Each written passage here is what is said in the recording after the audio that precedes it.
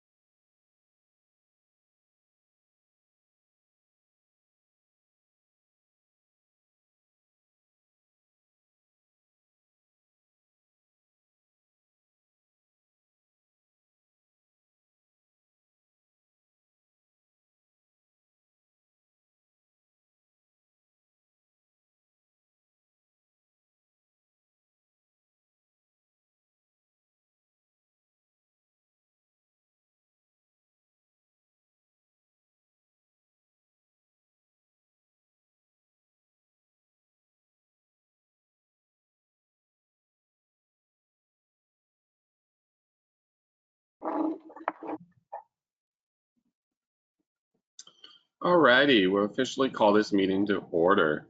Good morning, everyone. My name is Andy Spurka. I'm the Ventura River Watershed Manager. Thanks, everyone, for taking the time to join us on this meeting. I appreciate that everyone has either muted themselves or turned off the webcam. That helps a lot with moving through these so nothing slows down. That being said, we have a pretty packed agenda. Looks like we're still getting some people filing in, which is great to see. I encourage anyone who has called in to unblock their number just so we can easily call on them for questions if they have any. You may have to log out or hang up and redial in and allow the software to display your phone number. Moving forward, I just want to, like I said, official welcome. The agenda is on the screen. Please note in the chat window, which should be on the right side of your screen somewhere, I have added some information about how we're going to answer questions during this meeting. I've also added a link to download an agenda. How we're going to be handling questions, it's going to be 5 to 10 minutes of questions after each agenda item, dependent on the time, of course, and then we'll move on to the next agenda item. Please put your questions into the chat box. I will by default be asking all of the questions to the presenters. If a community member or council member would like to personally vocalize their own question, that is more than okay. Please note that in your question that you would like to ask it yourself. That being said, we will move forward. So I want to officially, let's see if we can get this. I know it's hard, but can I get a motion to adopt last meeting minutes?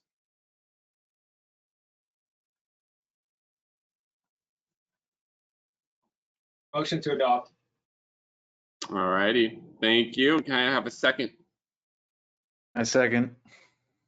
All righty, thank you very much. Meeting minutes have been adopted. We will now move forward. This next session is a very, very brief, like I said, we have a packed agenda, 1 to 2 minute update for each council member and community member that is involved on this call.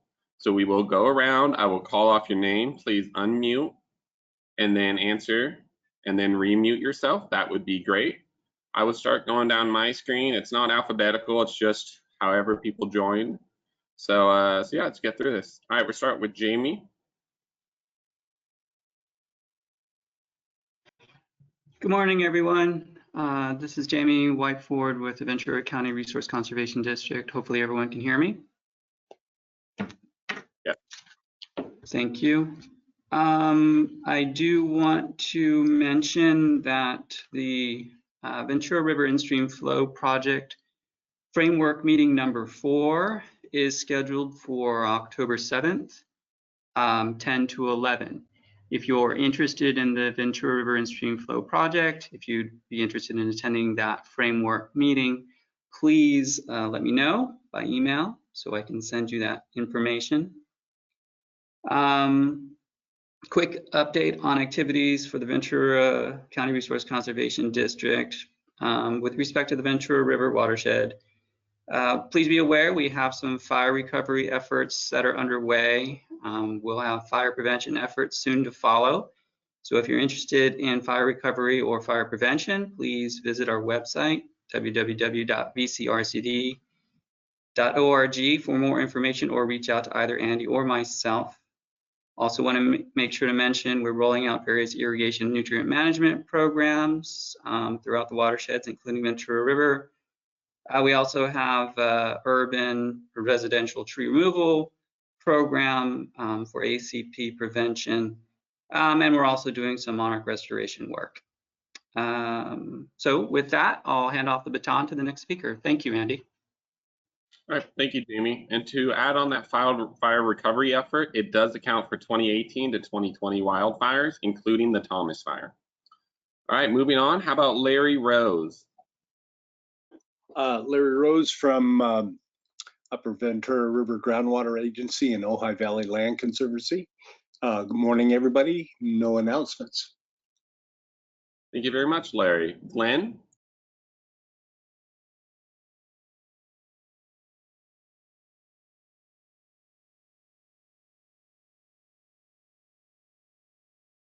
Glenn Shepard, you there?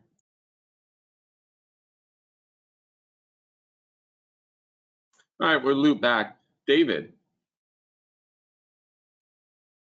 I guess that's David Yardis. Hi, here for the Matilla presentation, and thanks for letting me join the rest of the meeting.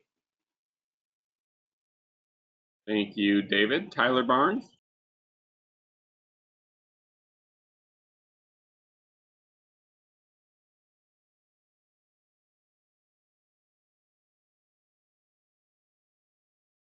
All right, we'll move forward with Bert. Andy? This is Bert Rapp with Ventura River Water District. Our groundwater levels are a little bit above average for this time of year. Usage is increased above last year with all these hot spells.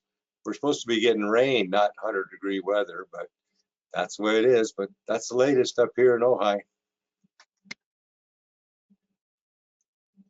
Thank you very much. Deborah Behringer? Hi, this is Deb Behringer with the Ventura County Resource Conservation District, and no announcements here. Thank you, Deb. Kate Furlong? Good morning, I'm Kate Furlong, the Stewardship Director with Ventura Land Trust. No project updates, but I just wanted to give a little plug for our Wild and Scenic Film Festival. If you're looking for something to do, we went virtual with it this year. It's on October 16th from 7 to 9 p.m. You can buy tickets and learn more about it on our website at venturalandtrust.org. Thank you. Thank you for the update. That's exciting. Kyle Maxwell?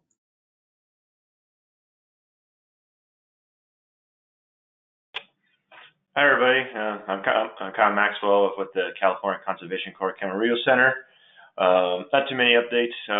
Still working on with County Ventura doing their Arundo and catcher bean removal in the San Antonio Creek sub-watershed for their Run to Free Watershed campaign. We're just out there this week. Very little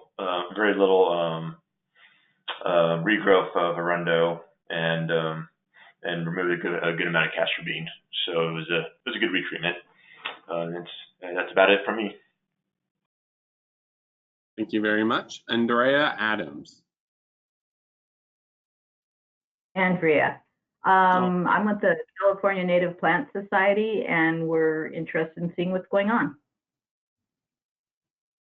Well, thank you so much for joining. We appreciate it. Christian Romber. Sorry, I don't have the rest of your name there. It's all right.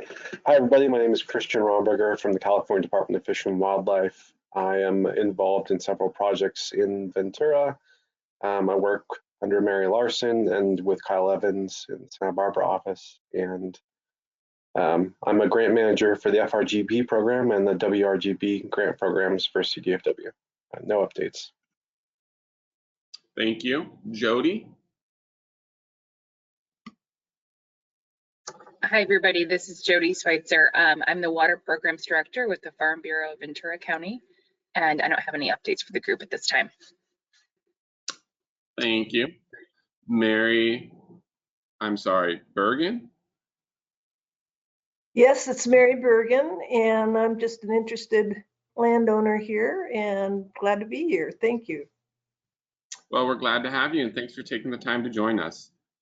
We have, I'm sorry, Ben, your last, Ben Pitterly.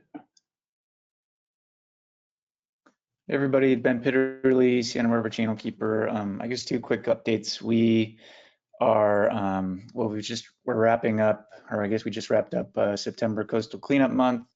And one of our programs that we've extended out to Ventura River Watershed. It's a new program, we're calling it the Watershed Brigade, but we've been recruiting and helping to mobilize, coordinate volunteers to go do litter cleanups. I think everybody is aware that this last spring, well, summer, due to COVID, we had a lot of increased use of river, creek, trails, beaches too, and there was, as a result, a lot more litter.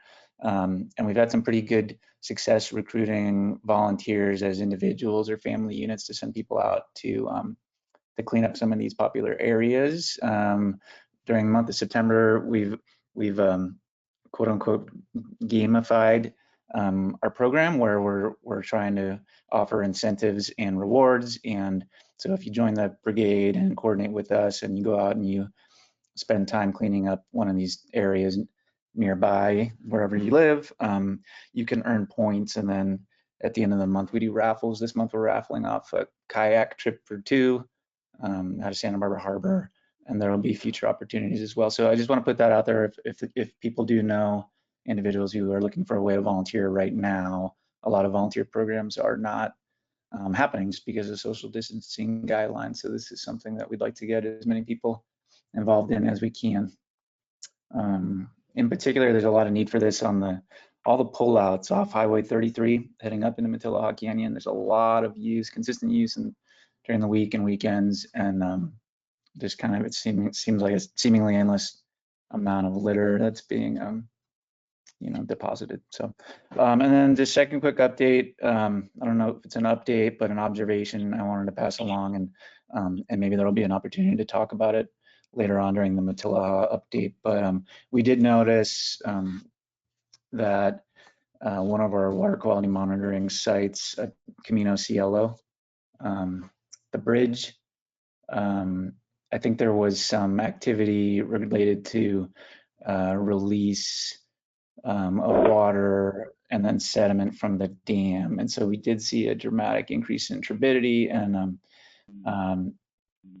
perhaps more significantly, just the substrate, the river bottom, what was this really nice gravel, following the winter, it's now completely smothered in fine organic silt and just organic debris. And so assuming that'll be reconciled when we get some rain and a lot of that washes out, but it seems like an important observation, and wondering hoping there might be an opportunity to speak to some of those maintenance impacts later on during the presentation today.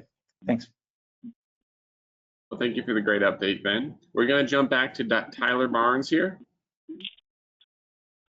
Good morning, everyone. Thank you. This is Tyler with the Ventura County Public Works Watershed Protection. I'll be helping out with Peter on the technical management team, talking about the update for the CEQA supplemental EIR. Thank you. Thank you very much. I'm very sorry, the name's slipping me here, but I have a PB Kubler here. I'm so sorry. Yeah, it's Bruce Kubler from the Ventura River Water District. No announcements. Thanks, Andy. Thank you, Bruce, and I apologize for that. We got Bert Rapp.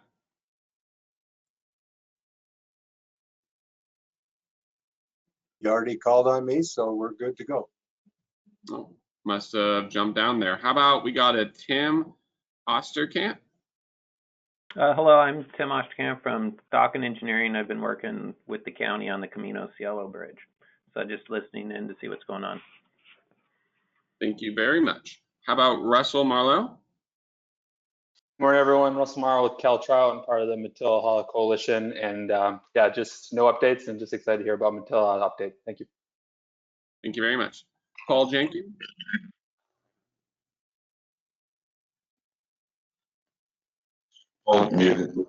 Good morning. Yeah, kind of weird. I wish we were all in the room.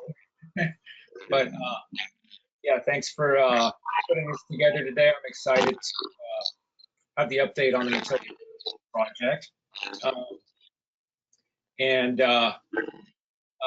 You know, in light of unusual heat, somebody's making noise.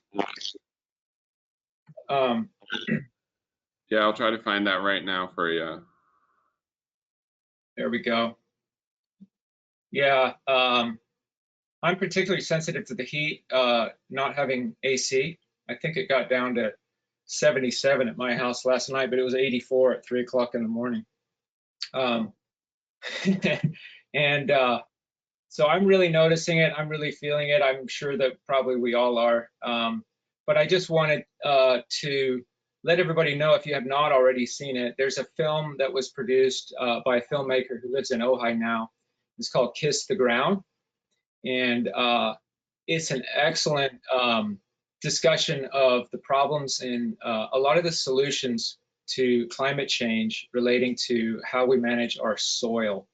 And so I think it's very relevant for this group, and I hope you all get a chance to watch it. It's Kiss the Ground on Netflix. And I had nothing to do with that. I'm just interested in that really good film. Thank you. Thank you, Paul, for the update. We got Megan DeSiller. Hi, yes, it's Megan Doran now. I guess it didn't update anyways. Yeah, morning, everybody. I am an environmental planner with Ventura County Watershed Protection, providing support on the Matilla Dam project. Thanks. Thank you, Megan. How about Chris Deli? Good morning, everybody. Chris DeLeith with U.S. Fish and Wildlife Service, Senior Fish and Wildlife Biologist. No updates. Thank you very much, Chris. Appreciate you joining. Ron Whitehurst. Hello, Ron Whitehurst, Green Convitoba Insectaries and Dietrich Institute for Applied Insect Ecology. I'm concerned about the kind of anti-ecological levee for the Ventura River there that really like to see it vegetated. That there's the tabula rasa, the blank slate that the Army Corps of Engineers tends to like, but there's some good studies that vegetated ditch banks work really good to resist erosion. Thank you. Thank you, Ron. And second, the encouragement to watch Kiss the Ground. Some of our friends are in it, and I think it's really well done. I agree. It was very well produced. Moving on, Sam Jennings. Thank you. Don't really have any specific updates, but I'll just throw out a couple things. The Conservancy, I'm with the State Coastal Conservancy, by the way, and the Conservancy accepts pre-proposals on an ongoing basis for projects. You can find that at our on the grants page of our website, which is scc.ca.gov. And then not part of the Ventura watershed, but an update that I think might be relevant to folks here is the Conservancy is working with Caltrout and Russell on a project up at Rose Valley Creek, just above Ojai, as part of one of the tributaries to the Sespe, and a restoration project, and that's going to be going to our board in November. So not pertinent to the Ventura River, but hopefully a happy occurrence for locals. And thank you. Thank you very much, Sam. Moving on to Steve Offerman.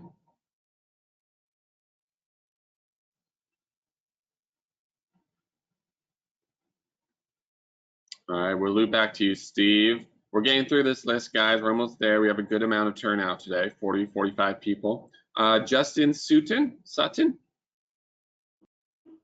Hi, yes, this is Justin Sutton. I'm a consultant with Water Systems Consulting. I don't have any updates for the group.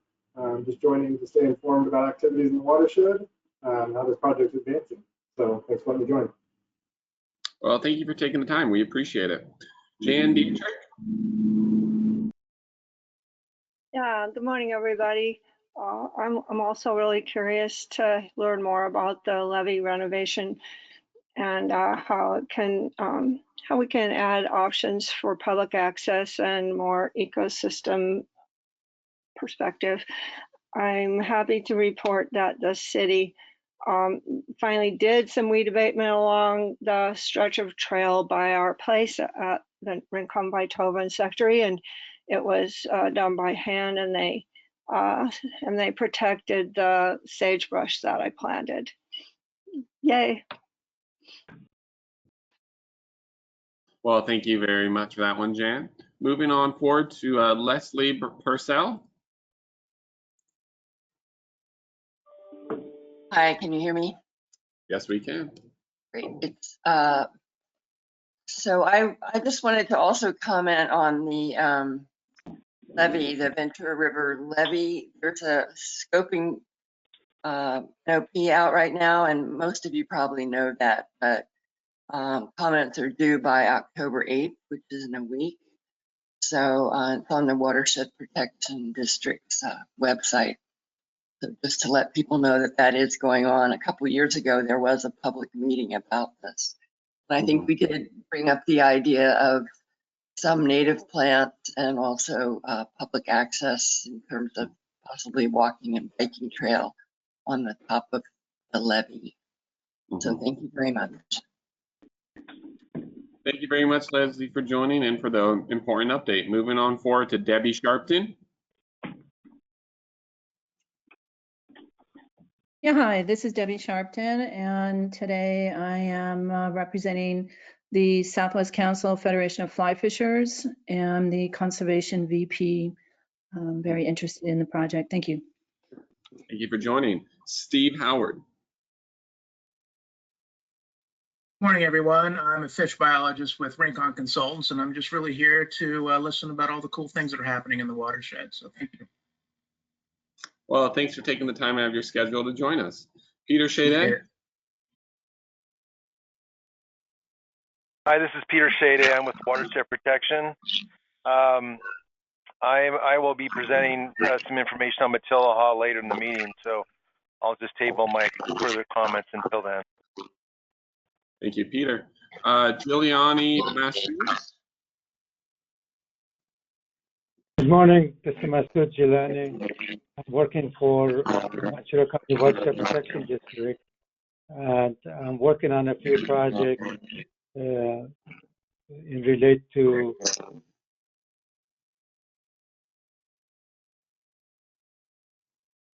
Oh, looks like we Looks like we lost you there for a minute. You were talking about your project.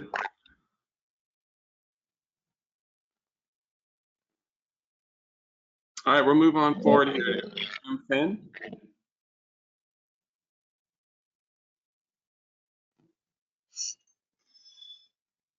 I want to remind everyone to please mute their computers if you're not speaking. Thank you. All right, we'll move forward to Michael Flood. Yeah, Mike Flood, General Manager at Casitas Municipal Water District. Haven't checked into this meeting in quite a while, so thought I would check in and see what's happening. Thank you very much. We're almost through this here. Tyrone LaFay.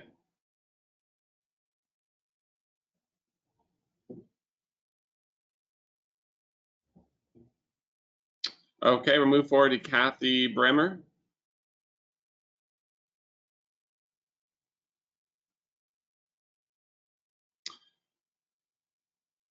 Okay, we'll move forward to Christian Leber. Yeah, this is Chris Leber. I'm a professional geologist with a number of private property clients living in the watershed, and just listening in to see mostly about the Matilha Dam and the levee upgrade projects. Well, thanks for tuning in. We're happy to have you. Dave Ewing. Hi, this is Dave Ewing. I'm a Camarillo resident, just an interested citizen, mostly interested in the Matilha Dam removal. Thanks. Well, thanks for joining, Dave. We appreciate you taking the time. We have the last two here, Eduardo Garcia. Yeah, good morning. I'm a student at Cal State Channel Islands environmental program, just checking it out for an assignment I got. Well, we're happy to have you here, and hopefully you learned something new. All right, we're going to do this last one, and then we're going to move forward in the sake of time. Kieran Bertalik. Hey, this is Kieran Bertalik, calling from Rincon Consultants, engaged in a couple of projects in the watershed, so just trying to stay informed. Well, thank you for joining. All right, everyone, we're going to be moving forward. I know I didn't get to everyone, but we do have a large number of people joining, and we have a packed agenda. So in the sake of time, let's get the meeting going. Thank you again, everyone, for taking the time out of your schedules and giving us the great updates. Very good information. All right, I will now pass the baton on to Glenn Shepard. Hey, good morning, everybody. I'm Glenn Shepard, Director for Ventura County Public Works Watershed Protection. Since our last public meeting on this project, a lot has changed. And we're now in the COVID pandemic. Our last meeting was in February this year. So thanks for your interest and your conversion to our new project update delivery. And special thanks to Ventura River Watershed Council and the Resource Conservation District for making adjustments to host this event. We have a full team assembled today. We have an update session here in the morning and a more technical, longer session in the afternoon for this project updates. So many thanks to the team for organizing and preparing for today's event. I said this last year, or actually earlier in February's meeting, our drumbeat moniker for this is making for the Matilha Dam Ecosystem Restoration Project, is making progress and building momentum. And we've been using that, and I've been using that as a drumbeat for a long while now. And just to whet your appetite for this morning's session in particular, a couple of highlights within that moniker. And I'll start with physical progress. The new Santa Ana Bridge, well, we had the grant last year and contract documents have been prepared. You're going to see some vegetation prep work. Contract's going to get awarded this fall and work will be done by the end of the year. And the actual construction for the bridge will begin early 2021. Also, since February, we received a WCB grant in May. That's a $5 million no-match grant that will finish the levee designs, particularly for this project. And interesting, and everyone ought to take a look at it, the Matilha project economic study was completed this summer, and it was done from a grant from Resource Legacy Fund that paid for it. a group called the Bay Area Council Economic Institute developed it, and everyone can see it at bayareaeconomy.org. Presented there. I think there's a link on our coalition page as well. And just a quick snapshot on grants that we're pursuing this summer. FEMA's High Hazard Potential Dam Rehab Grant, HHPD. We were invited by DSOD and Cal OES to participate in this grant. It's a relatively small and study-based grant, but the effort here, and we're seeking information on award. FEMA was intended to award by the end of their fiscal year, which ended last night at midnight. So we are anticipating that will be part of the award notice as it comes out here. But that study will look at tensile stresses within the large orifices that we have planned, and also looks at the interim mitigation to perhaps pursue taking the wing walls off of the sides of the dam as an interim measure. A couple other just ideas and grant opportunities that we're pursuing. There's another federal NRCS grant, Watershed Protection and Flood Prevention Act. It's based in that, and a regional conservation partnership program. And then lastly, FEMA's changed a grant program that they've had. It's now called BRIC, B-R-I-C.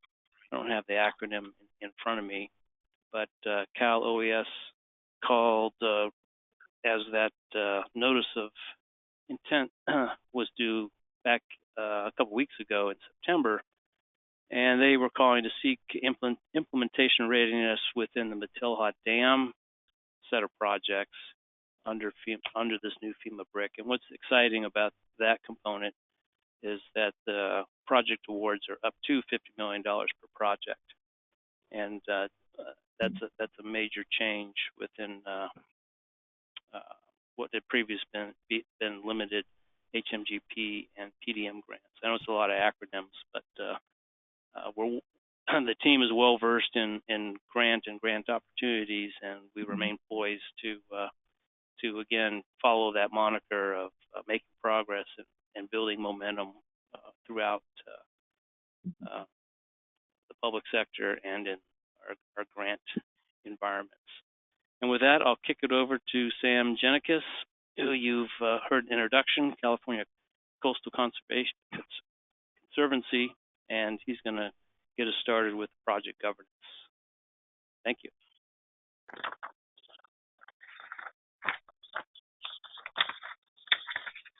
Thanks, Glenn. I think I'm going to have the controls transferred over to me so I can show my screen. Yep, you should be receiving it shortly. All right.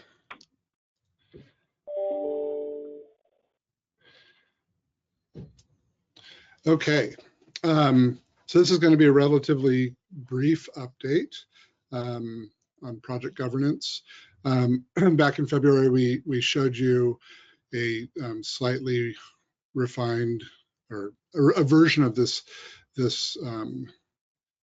slide, and now it's been refined a little bit. Basically, the project management committee has kicked off. We've had a couple different meetings. We're planning on meeting next week as well. And as a reminder, the project management committee is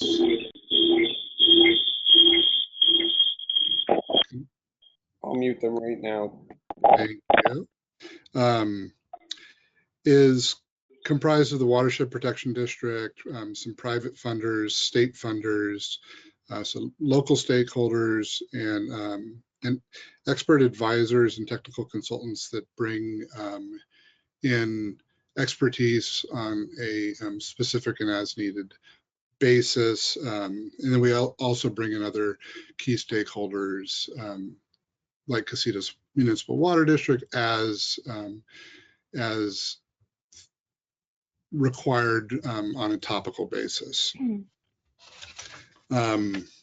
So we, like I said, we started the project management committee, and a couple of the most important updates that we have for you is we've basically approved going after it's part of the USDA's Natural Resources Conservation Service Regional Conservation Partnership Program grant. And this is looking at funding some of the downstream components of the project. So that's one of the things that we're working on currently. We're also going to have a grant is going to go before the Coastal Conservancy Board in the first quarter of 2021 as well for work on Camino Cielo. Next week, we will also be meeting with the Coastal Conservancy's Trish Chapman, who is the Central Coast Regional Program Manager for the Conservancy, and she was the Conservancy's lead on the San Clemente Dam removal project in the Central Coast, a also very complex dam removal project that has been implemented very successfully. And the project management committee is just going to be basically picking her brain for ideas about implementation management, things that we can do while we're waiting for implementation funding, all manner of helpful advice that we can get from her. And that really concludes my update. I'm happy to take any questions if there are.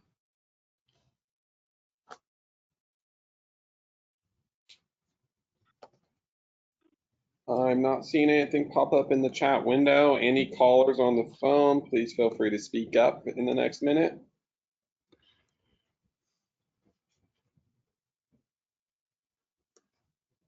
All right, it looks like you explained it really well. Thank you so much, Sam. We'll be moving on to the next agenda item. Thanks. Of course, thank you. All right, Peter, give me just a second here and I will be transferring the controls over to you.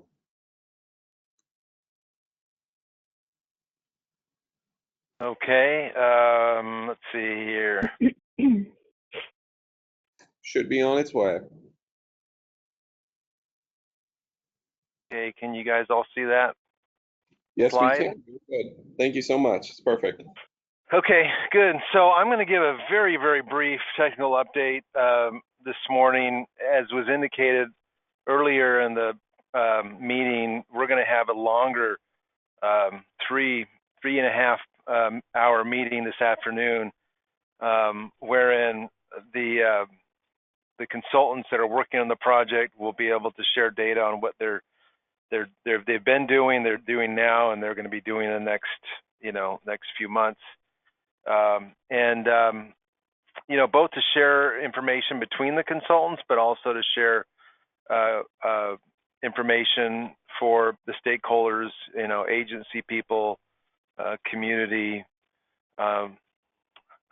folks. So if you're interested in more detail, I would say please come to that. And I apologize in advance if this summary is a little unsatisfying, because it's not really going to be able to provide the same kind of detail that we will this afternoon. So I wanted to give you a flavor of what we're doing and what we've been doing. Currently, we're focused really on finishing up a CDFW grant that we've had. We've had it since 2017. Here's just a list of some activities that we're working on that we've done. We finished the field investigations and structural evaluations, the 1D sediment and hydraulic analysis, and the predictability of the flushing event analysis. We're in process on the reevaluation of the downstream project components and the real estate plan. And we're also in process on some preliminary analysis of how to mitigate the long and short-term impacts to water supply from the dam removal. What's coming up next within that grant is on the general design consultant team of AECOM and Stillwater Sciences is to execute a contract modification that will include the 30 and 65% design of the dam removal and site restoration, as well as some 2D hydraulic and sediment transport analysis, some relatively rudimentary bank erosion risk assessment that we'll talk some more about this afternoon. But the 2D hydraulic and sediment, that's just to sort of give a little bit of flavor of kind of how the order of things are being impacted right now. We're holding really on finalizing the reevaluation of downstream project components and real estate plan really to wait for some additional sediment and hydraulic analysis. The 1D analysis that was completed by Stillwater Sciences was very informative, but there were some areas that it lacked clarity that we were really looking for. So that is in the upcoming modification of contract, and once that work is then done, then we'll wrap up some of the work that really depends on that analysis. So other work we're doing within that grant is also we're working on the preliminary design of Camino Cielo Bridge, and those of you that have been involved with the project know that there are some deliverables that we have distributed for review and comments, and then also we have Tetra Tech, who have been working on two of the levees, Live Oak Acres and Miners Oaks levee. That work is contained within the CDFW grant. We're also working on a third levee, which is in a different grant, a DWR grant in Casitas Springs. And all three of those levee projects are in the preliminary design phase as well. And then we're working on the CEQA update and permit plan. I won't steal Tyler's thunder. He'll be talking about that in more detail in a moment. And then lastly, we'll be doing some independent technical review of our work, and that will be a future contract, probably look at initiating that in early 21. And this grant ends in September of 2021, and so we're working toward meeting that deadline currently. So future funded work we have currently is Glenn indicated, we do have a Wildlife Conservation Board grant that was funded last spring, and that was for just over $5 million. It includes the dam removal and reservoir site restoration final design, and then final design of the three levees in Casitas Springs, Live Oak Acres, and Miners Oaks. And that has a grant end in June 2025. So future design work that's unfunded currently, and I'm glad to hear Sam give a date to approval of some Camino Cielo design work. But that is one element that we want to get funded to move that design to final design. And then we haven't applied yet for any final design, preliminary and final design for the short-term sediment impacts, the water supply improvements. Again, just for those that might not know the nuance here, short-term impacts are really, sediment impacts are really from the flushing of the sediment from the reservoir. That's when we open up the two 12-foot orifices and let the sediment from behind the dam flush in that moderate-sized 4-year event type of storm. And so those will be largely fine sediment impacts on water supply resources. And the long-term impact, which is primarily at the Robles diversion, will really be about the coarse sediment that is restored by the removal of the dam. And we need to look for preliminary and final design money for that. one other bit that's unfunded is reservoir site recreation planning and design. So Watershed Protection does own the old Matilaha Hot Springs just downstream of the dam, and along with that parcel and the reservoir area, it's envisioned that there will be a recreation feature for the that covers the old dam site. That is likely that will that will have some kind of access near the hot springs going up, perhaps connecting some of the Forest Service trails, and that work hasn't been done yet because of funding. After all this work is done, that's been funded and will be funded, that will kick off really implementation. And so the first piece of implementation that many of you have heard of is the Santa Ana Boulevard Bridge replacement. This is our current schedule to do that project. It's currently funded over $13 million from CDFW. We have all the permits those were received by about the 20th of August. We're working right now to finalize some bid document information. We've been struggling a little bit with some traffic control issues, but we think we have that sorted out now. We also have all of the right-of-way that's needed. That was secured earlier in the summer.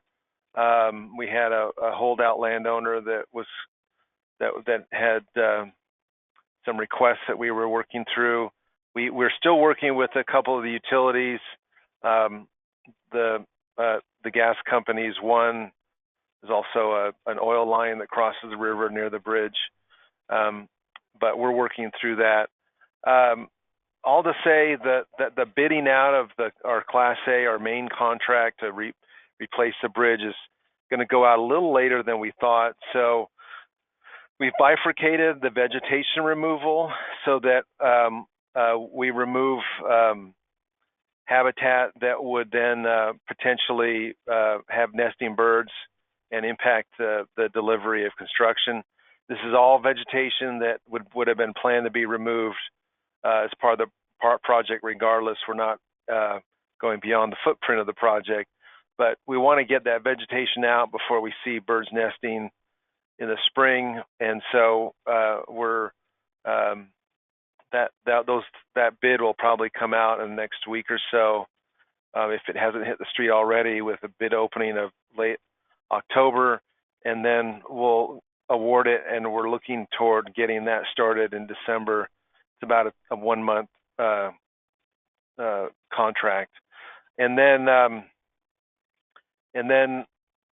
this is a little bit, the April 20th, 2021 is a little soft.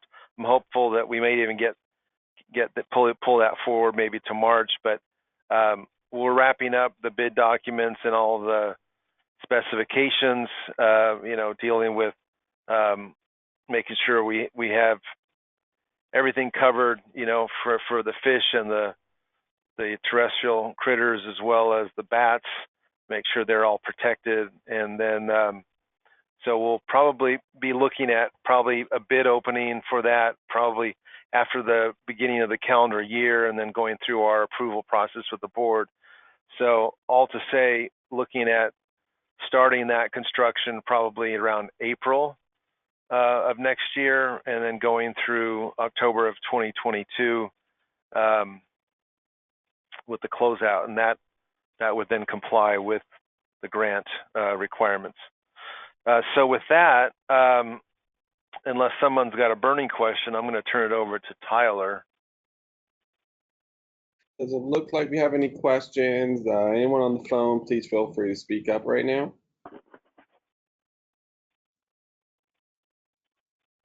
I would just chime in and say that it is really exciting that the first major component of this project is moving forward. Thank you very much, Peter. Sure. Okay. All right. I believe Tyler should be receiving the pop-up window here.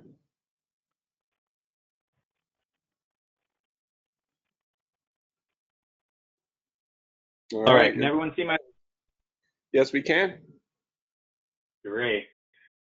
Thank you, Peter, and thanks everyone for your time this morning. Appreciate it. My name is Tyler, and I'll be talking about the CEQA supplemental EIR update. And so our first slide here is just basically the introduction to the process itself. So we are preparing a subsequent environmental impact report, and this is the process that we're undergoing currently. At this time, we are under the public input or the 30-day scoping period for the notice of preparation. The notice of preparation was mailed out to residents and interested parties in the area of the project, along with a detailed NOP, which is provided on our website. We have detailed NOPs posted to the state clearinghouse and to all the affected regulatory agencies in the area. The notice of preparation, the scoping period, extends from September 14th to October 14th. And all that information is available on the website, and I can post that again after this meeting here. I'll send it in the chat so you can take a look at it as we go. The next step in our process will be to prepare the draft supplemental EIR, and that'll occur between October and May of 2021. Following the publication of the draft SEIR in May of 2021, we'll undergo the 45-day public review period, and that's where we want to have our public and any interested stakeholders, regulatory agencies to weigh in on the impacts and or analysis that was provided in the CEQA document. That period we anticipate occurring between May and June of 2021. And again, that's where we really want to have our public outreach and our public help to identify alternatives and whatnot, things that we may have need a little bit more response in reviewing. Following the publication of the draft EIR, supplemental EIR, we'll do the response to comments and publication of the final supplemental EIR. That will be in June through September of 2021. And as Peter mentioned, our grant from CDFW sunsets in September 29th of 2021. So we want to have a certification and adoption of the supplemental EIR by September of 2021. So our next slide is a discussion of the actual website. So as part of COVID, and our outreach has had to switch gears, and instead of going with our standard 1 or 2 meetings in the afternoon or evening, we've gone to a 30-day open scoping period. And so what that means is that we've basically enabled individuals, residents, interested stakeholders to contact us, submit comments the entire period, which is the standard practice. But we've also made it so that we're available to respond to comments as an open Q&A for the entire 30-day period. In addition, we've provided the materials online, so English and in Spanish. We have the presentation slides. We have a narrated presentation, which I believe some of you have hopefully taken the time to review. And again, that's in English and in Spanish. We also have a digital format to provide your comments on. So there's a submit button built into the website, and that goes directly to our system for categorizing and archiving and making sure that we have that. So all of our comments will be archived and provided to our CEQA consultant, that's Aspen Environmental. They're working on this particular project. And so the scoping period closes October 14th. And with that, I'm going to provide you, the next step here is to give you the overview of the project via the website. And so I'm going to go ahead into the next slide here. And we're going to hit play on this video. And let me know, hopefully you guys can hear everything that we present. This information, again, is directly on the website. So if you miss anything or you want to have a rewind or a pause, you can go back and hear that. This is about a 12-minute or 13-minute slide presentation. So here we go. Tillaha Dam Ecosystem Restoration Project, CEQA Scoping Period Information. This presentation provides information regarding the California Environmental Quality Act, or CEQA, scoping period for the Tillaha Dam Ecosystem Restoration Project. The purpose of scoping is to inform the public about the project and the environmental review process as required by CEQA. Scoping for the Matilaha Dam Ecosystem Restoration Project provides an opportunity for the public to give input on the scope and content of the subsequent Environmental Impact Report, or subsequent EIR. Input may include identifying specific environmental issues, mitigation measures to reduce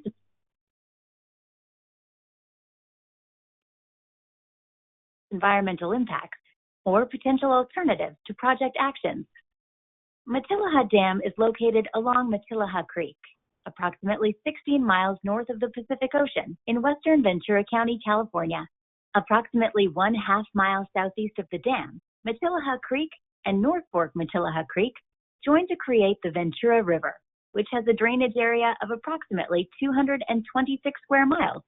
The Los Padres National Forest surrounds the portions of the project area along Matilaha Creek and Matilaha Dam. Downstream of the dam, the Ventura River flows south past the western edge of the city of Ojai and through unincorporated communities within Ventura County. In its lower reaches, the Ventura River flows through the city of Ventura until it reaches its estuary with the Pacific Ocean. Matilaha Dam was constructed in 1947 with the purpose of providing water supply and flood control for the Ojai Valley. Prior to dam construction, the Ventura River was known by fishermen for its annual run of southern steelhead trout. Since 1947, natural creek sediments have accumulated behind Matilaha Dam, diminishing the reservoir capacity. On the photo on the right, the former lake area is outlined in blue. An estimated 8 million cubic yards of sediment is currently trapped behind the dam. The initial reservoir capacity was over 7,000 acre-feet of water. Today, the reservoir capacity is only 150 acre-feet, which is only 2% of the original volume. An acre-foot of water is the amount of water necessary to cover 1 acre of surface area to a depth of 1 foot, or about 325,850 gallons of water. Because the dam inhibits sediment transport, which is a fundamental mechanism for beach replenishment, downstream beaches have narrowed measurably since construction of the Matilaha Dam. With a diminished supply of river-based sand replenishment, beaches in the region are becoming increasingly eroded, causing habitat reduction and loss of beach sand for recreational use. In 1997, 50 years after Matilaha Dam construction, steelhead were listed as endangered under the Federal Endangered Species Act. Since Matilaha Dam blocks access to prime spawning habitat for the steelhead trout, the Ventura County Board of Supervisors directed the Flood Control District to study dam removal. They partnered with the U.S. Bureau of Reclamation to produce a dam removal appraisal report in the year 2000. The Flood Control District changed its name to Watershed Protection in 2003 and is part of the Ventura County Public Works Agency. Following the completion of the appraisal study, Watershed Protection partnered with the U.S. Army Corps of Engineers to prepare a feasibility study and a joint environmental impact statement and environmental impact reports for the Matilaha Dam Ecosystem Restoration Project. The feasibility study considered 7 alternatives for dam removal, and the EIS-EIR evaluated the short-term and long-term impacts from the proposed project components and alternatives. Over 40 government and non-governmental agencies and water purveyors participated in the environmental review process, as well as numerous members of the public. Most of these stakeholders, and many others, remain actively engaged in the project development process. The EIS-EIR evaluated the multiple project components that comprise the Matilaha Dam Ecosystem Restoration Project. Prior to dam removal, downstream protection components need to be constructed to protect communities and infrastructure from sediment release. These include increasing the capacity under the Camino Cielo and the Santa Ana Boulevard bridges, upgrading the levees in Live Oak Acres and Casitas Springs, constructing a new levee in Miners Oak, and altering the Robles Diversion Water Supply Facility. The preferred dam removal alternative in 2004 included the removal of the accumulated sediment within the reservoir area. Some sediment would be placed in Matilaha Canyon, and some would be placed on the wide floodplains downstream. Since the certification of the 2004 Environmental Impact Statement and Environmental Impact Report, Watershed Protection has completed a number of project components of the Matilaha Dam Ecosystem Restoration Project. These projects include ongoing giant reed removal on 1,200 acres, raising Casitas Springs levee by 4 feet, drilled and developed 2 wells at Foster Park, creating the trailhead at the end of Old Baldwin Road that serves as an equestrian and handicap accessible trail, acquiring the former County Park Hot Springs property to serve as a staging area for dam removal, which will become a future recreational feature. Unfortunately, the structures at the former County Park Hot Springs property were lost in the Thomas Fire in 2017. And lastly, the Santa Ana Boulevard Bridge replacement and Ventura River widening project will begin in late 2020. Since the certification of the 2004 Environmental Impact Study and Environmental Impact Report, Watershed Protection and the design team has applied new information about dam removal to the project. Sediment transport and hydrology models have greatly improved, and many dams across the country have been removed and studied. Between 2008 and 2016, this new information was applied to the Matilaha Dam Ecosystem Restoration Project, and a new alternative has been developed for dam removal. In addition, several other project components are now in the design phase. In June 2017, Watershed Protection received funding to implement the Matilaha Dam Removal 65% Design Planning Project. The updated plan to remove Matilaha Dam incorporates new information garnered from recent dam removal projects, as well as modifications to downstream infrastructure. Watershed Protection has determined that preparation of a subsequent EIR is warranted to evaluate the revised project components, which have adequate design details at this time. The subsequent EIR will provide a complete and objective analysis of the revised plan for dam removal, as well as a project-specific analysis of the environmental effects associated with the development of 3 other project components, which include the replacement of the Camino Cielo Bridge, the reconstruction of the Live Oak Acres levee, and improvements to the Casitas Spring levee.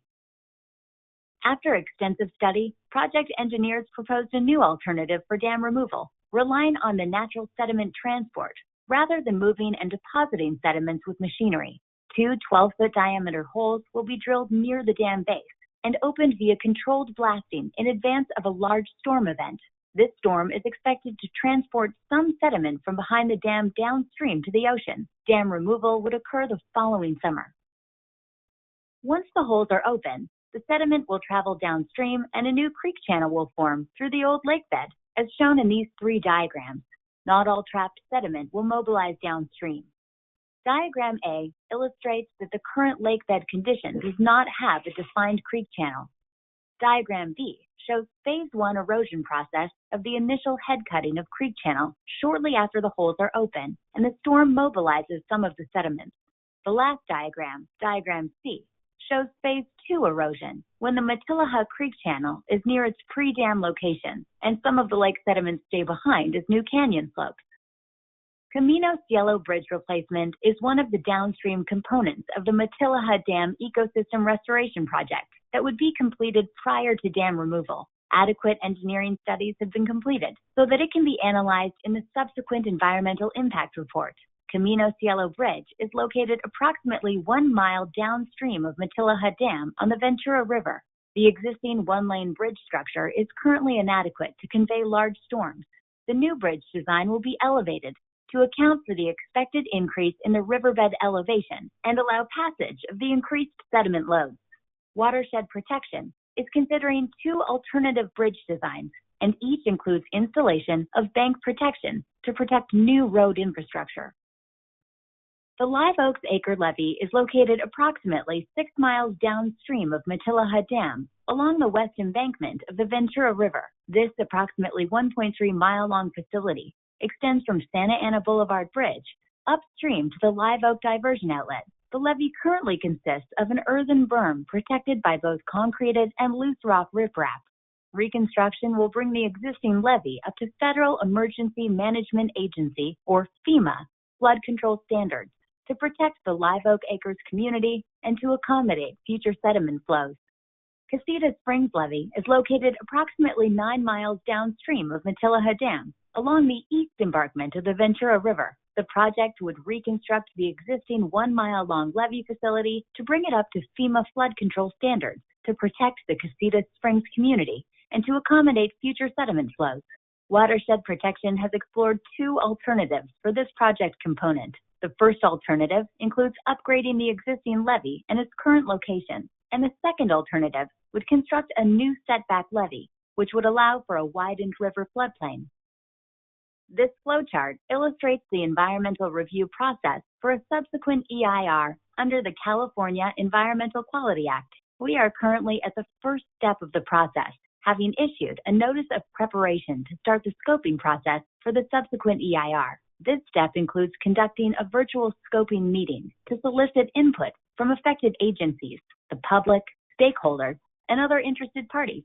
All scoping comments received during the 30-day scoping period will be considered during preparation of the draft subsequent EIR analysis. A second opportunity for public input will be provided after publication of the draft subsequent EIR, with a public review period of 45 days. After each public comment period, all comments will be reviewed and considered during the environmental analysis.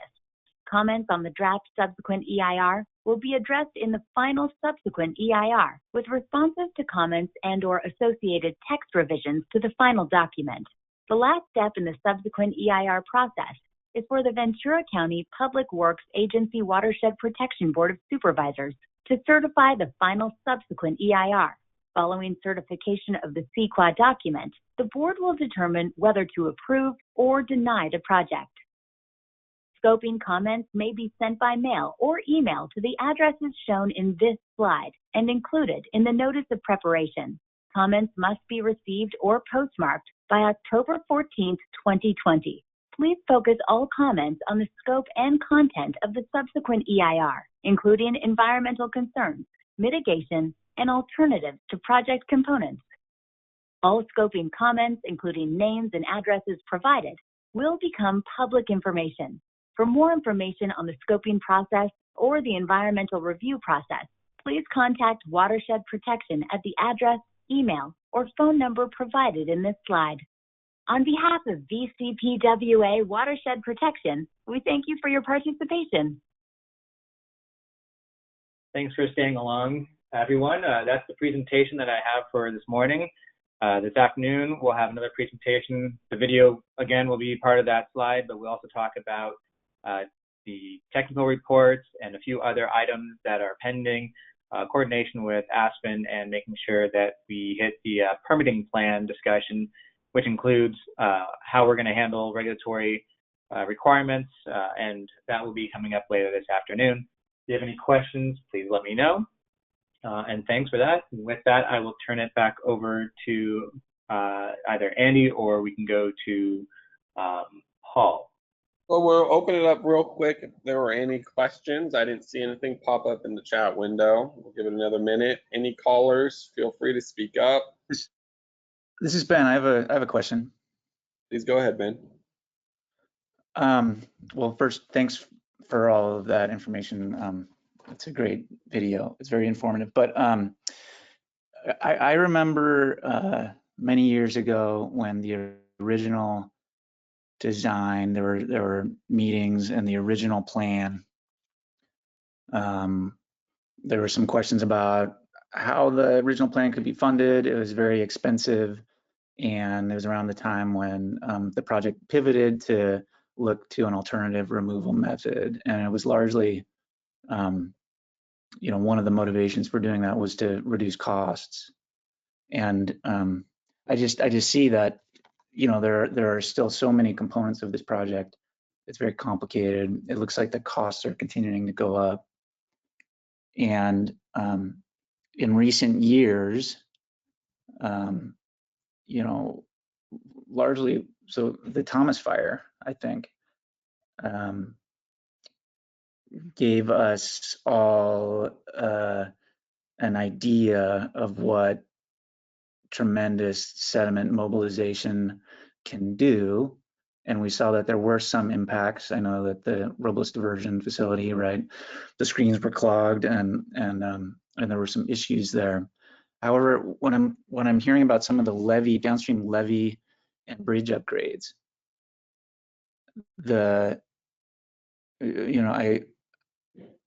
every time one of these levee projects is mentioned, it's always attached to upgrading to FEMA certification standards. And I guess my question is, what study is this current project basing? What study is it is being used to base the need to incorporate some of these levee and bridge projects into Matilaha Dam? Do those things need to be attached to the dam? Because certainly they balloon the cost and extend the timeline significantly. Or is it more about FEMA certification at this point in time? It didn't seem like we had these flooding impacts when Thomas Fire, and then even the recent, I looked at those diagrams that showed the 3 phases of, channel erosion that are anticipated post project. And to me, they very much resemble kind of what we saw just this last summer when some of the water was drained from the dam. And we saw some of that channel cutting, and certainly there were downstream impacts. But it just makes me wonder, in terms of orders of magnitude, are we really anticipating things greater than we've already experienced? And what justification is there now for some of these levee projects? That's all, thanks. Sure. Thanks for the question, Ben. I think that there's several questions wrapped up into that, and most of that will probably be answered in the technical discussion later this afternoon. Just to give you a general response, there's a feasibility study that's being prepared and has been prepared. It's under review, and that will be released as part of the draft subsequent EIR at the time of the draft being published. In addition to that, the release of the valves is based on a requirement from the Bureau of Dam Safety, basically. And so that was a need to relieve the pressure behind the dam, and Peter can speak to that again. And so that basically illustrates the erosion potential that we're looking at for when we do the orifice, when we blow out the orifices. So we are seeing in real time what we expect to see under future conditions. And so yes, there is some head cutting and back creek kind of finding its own way through the channels. And I was just out there 2 weeks ago. So yes, the morphology in the channel and the fluvial geomorphology appears to be matching up with models and what we predicted. Now for the downstream components, there are several reasons. It's not just FEMA that's doing this. And so the river widening is necessary to accommodate these additional flows, restore the habitat in the area, ensuring that we do have room for increased sediment. And so, as you're aware, with only 2% remaining capacity in the reservoir, there's a lot of sediment up there. And so we need to make sure that we have downstream capacity. And so we don't want to have, our feasibility studies are basically providing us with this information saying that we shall do it this way and ensure that we have the adequate capacity downstream for potential flooding. And as the cost, again, aside, the cost is based on, we're going to have to obviously use grants to supply these or work other means of levying these taxes, or not taxes per se, but levying funds. And so at this point, we're in the design phase. And so the CEQA documentation is to analyze the design to get us to a point at which we have a project. That doesn't include funding for projects. And so I think, again, later this afternoon, Peter will be able to describe that a little bit more. And Peter, please do jump in here if you have any additional comments or if I've misspoken at any point. Yeah, I would like to make a couple of comments. One is that the focus of the earlier studies to try to reduce the cost, we're looking at alternatives to dam removal, and that's what the focus of it was, and that's how we ended up landing on this drilling these two 12-foot orifices and natural sediment transport. We did look back in 2017, we prepared a funding plan that showed that the project at that point was about $115 million that was being proposed with the two 12-foot orifices. That was compared to the Corps of Engineers project, which was back in 2005 was about 150 million, and that was escalated in 2017 up to 208 million. So, so you're right. Every year that goes by, the costs do escalate. But the natural sediment transport alternative, which is how we really tried to refine the project back 3 years ago, was really focused on the dam removal itself, and that was the source of cost savings for that analysis. But to speak to your comment about levees and bridges and so on, we did commit to reevaluating the downstream project components as part of this project. I think I mentioned in my brief presentation that we're still in process of that, and part of the problem is or part of the issue that we're not finalizing it yet is that the sediment transport 1D analysis that we did is really not giving us the clarity that we were hoping for.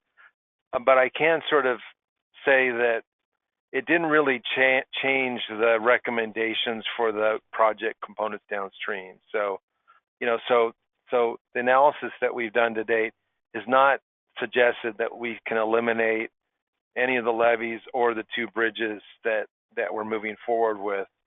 So, and although I would say, something greater than 90% of the fine sediment coming out of Matillo Canyon goes over the dam already, the coarse sediment, the sands and gravels and cobbles still are being caught by the dam. And so, once the dam is removed, that coarse sediment will begin to migrate over periods of years. So, so I'm not sure that the Thomas fire may be really illustrative of the coarse sediment impact in the project. It probably can inform some information on maybe what the fine sediment could look like. Although, the mechanism is a little different because a fire contains ash and so on. But the coarse sediment is not going to be. So I hope that answers your questions. But as Tyler said, there'll be more time to discuss this afternoon. There'll be more analysis and information provided this afternoon if you have time to attend that meeting. Thank you, Peter. It looks like we got one more question, and then we're going to move on. Jan Dietrich, did you want to voice that question?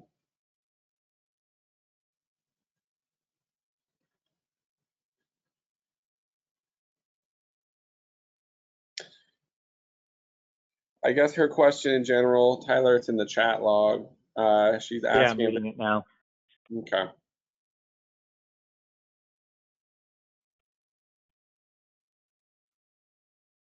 So the question is about coring, soil coring for historical mega flooding impacts in Ventura County. So if the question is about the scope of the supplemental EIR and whether the supplemental EIR will discuss mega floods and the potential for them, part of CEQA, we do have to analyze the potential for flood impacts. Obviously, this is a dam removal project, and so the potential for dam inundation or dam failure will be going away.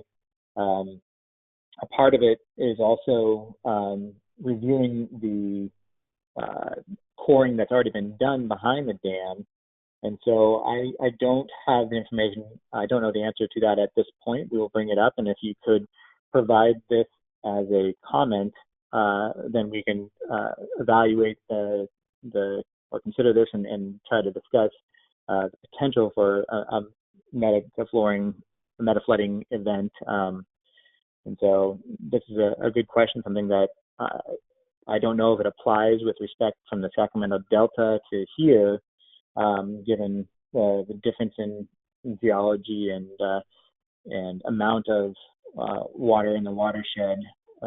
But again, a good question to submit to the comment, and we'll take a look at that. Thank you for that, Jan. Alrighty, we will be moving forward. Jan does say thank you, and thank you, Tyler, for the presentation. All right, Paul, I am sending you the controls right now.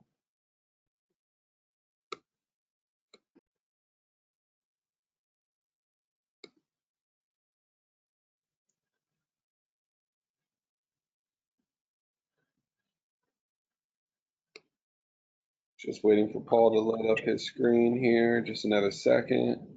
You pass it on to David. I don't have the current presentation up. Oh, yes, my apologies.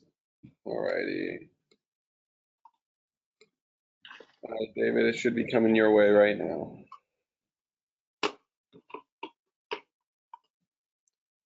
How's that? Oops, hold on.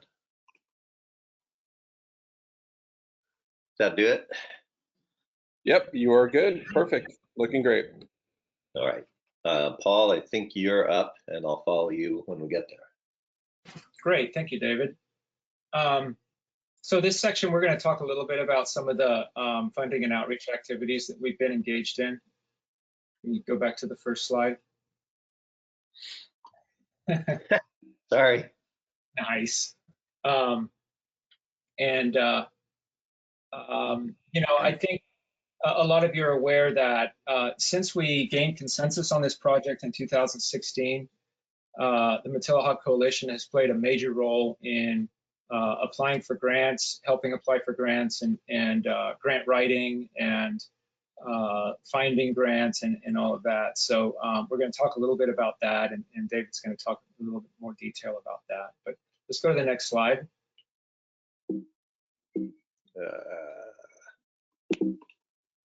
Sorry, I'm having trouble with the page down.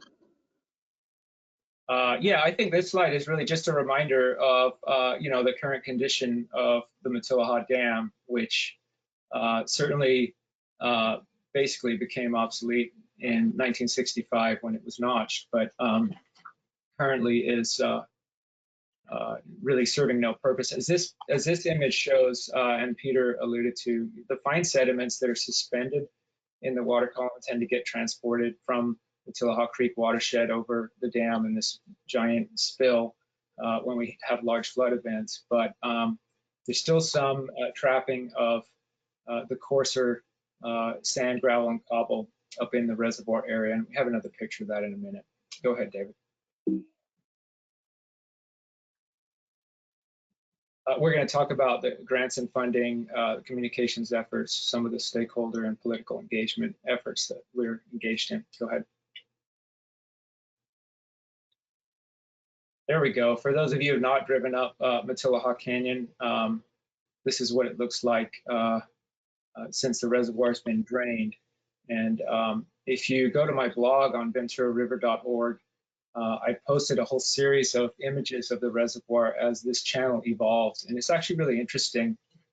As was mentioned earlier, you know, we're expecting natural channel cutting upstream. And this is, you know, somewhat of an analog for that process, although here we have 8 feet of elevation change, whereas we're going to be looking at over 100 feet of elevation change once the orifices are drilled. But the point here is that as long as I've been working on this project, 25 years or so, we had not seen any appreciable change in sedimentation in the reservoir, at least not as visible. And following the Thomas fire, we had massive inflows of sediment into the reservoir. And earlier studies during the core process did indicate that it was possible that the reservoir would fill with sediment by 2020. So I think we're just about there today. And the important thing to see here is that when we get winter rains this year and in subsequent years, there will be a lot of more transport of sand, gravel coming into the reservoir area. And at some point in the very near future, that will be spilling over the top of the dam, and the impacts to things such as robust diversion downstream will start to become evident. And part of the purpose of this project is to proactively deal with that in advance, so that we can begin to set things straight after the impacts of the dam. Go ahead. So back in 2016, we actually had assistance at the time from CalTrout, and Candace worked really hard on writing this CDFW grant along with Martha and Peter at the county. And we were successful in bringing in $3.3 million to the project, which is the current 65% design project that was just described and that we're working on today. We got another small grant to look at estuarine and coastal impacts and what would happen all the way out of the coast with the removal of the dam. And then just last year, got this huge $13 million award from California Department of Fish and Wildlife for the replacement of the Santa Ana Bridge that Peter described earlier. This other Wildlife Conservation Board grant, Dave is going to talk about in a minute, but that's another $5 million for final design. And really, I want to give a big shout out here to RLF, who has been funding a lot of the non-government activities on this project, almost $1 million to date. And, you know, the big piece of that has been funding for David Yardis, who is applying his wealth of knowledge and experience to helping us get these grants and bring the funding into the project, and really serving as a really functional project coordinator from that end. So thanks to RLF, thanks to David Yardis. Let's look at the next slide real quick.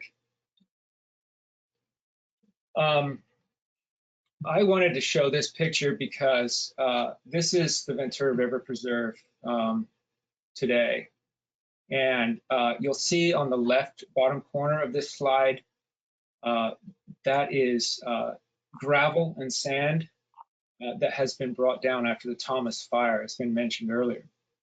And even on the river bottom below the water there, you can see how much sand and gravel there is.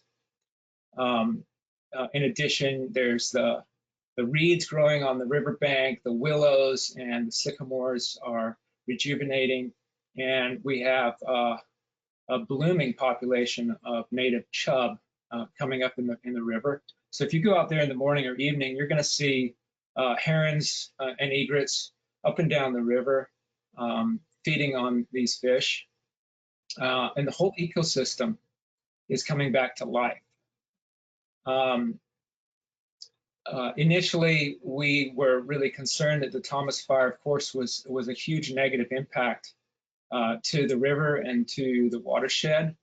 But now that I'm out there all the time, it's pretty close to where I live, it's amazing to see the river rebound. And what was missing historically because of the dam is all of this sand and gravel. And if you look at this reach right here, it used to just be pure cobble. You would walk along here, it would be dry, barren, and just cobble and boulder. And the whole system has shifted. As Bert mentioned earlier, wow, their groundwater level is not dropping the way that you would normally expect it.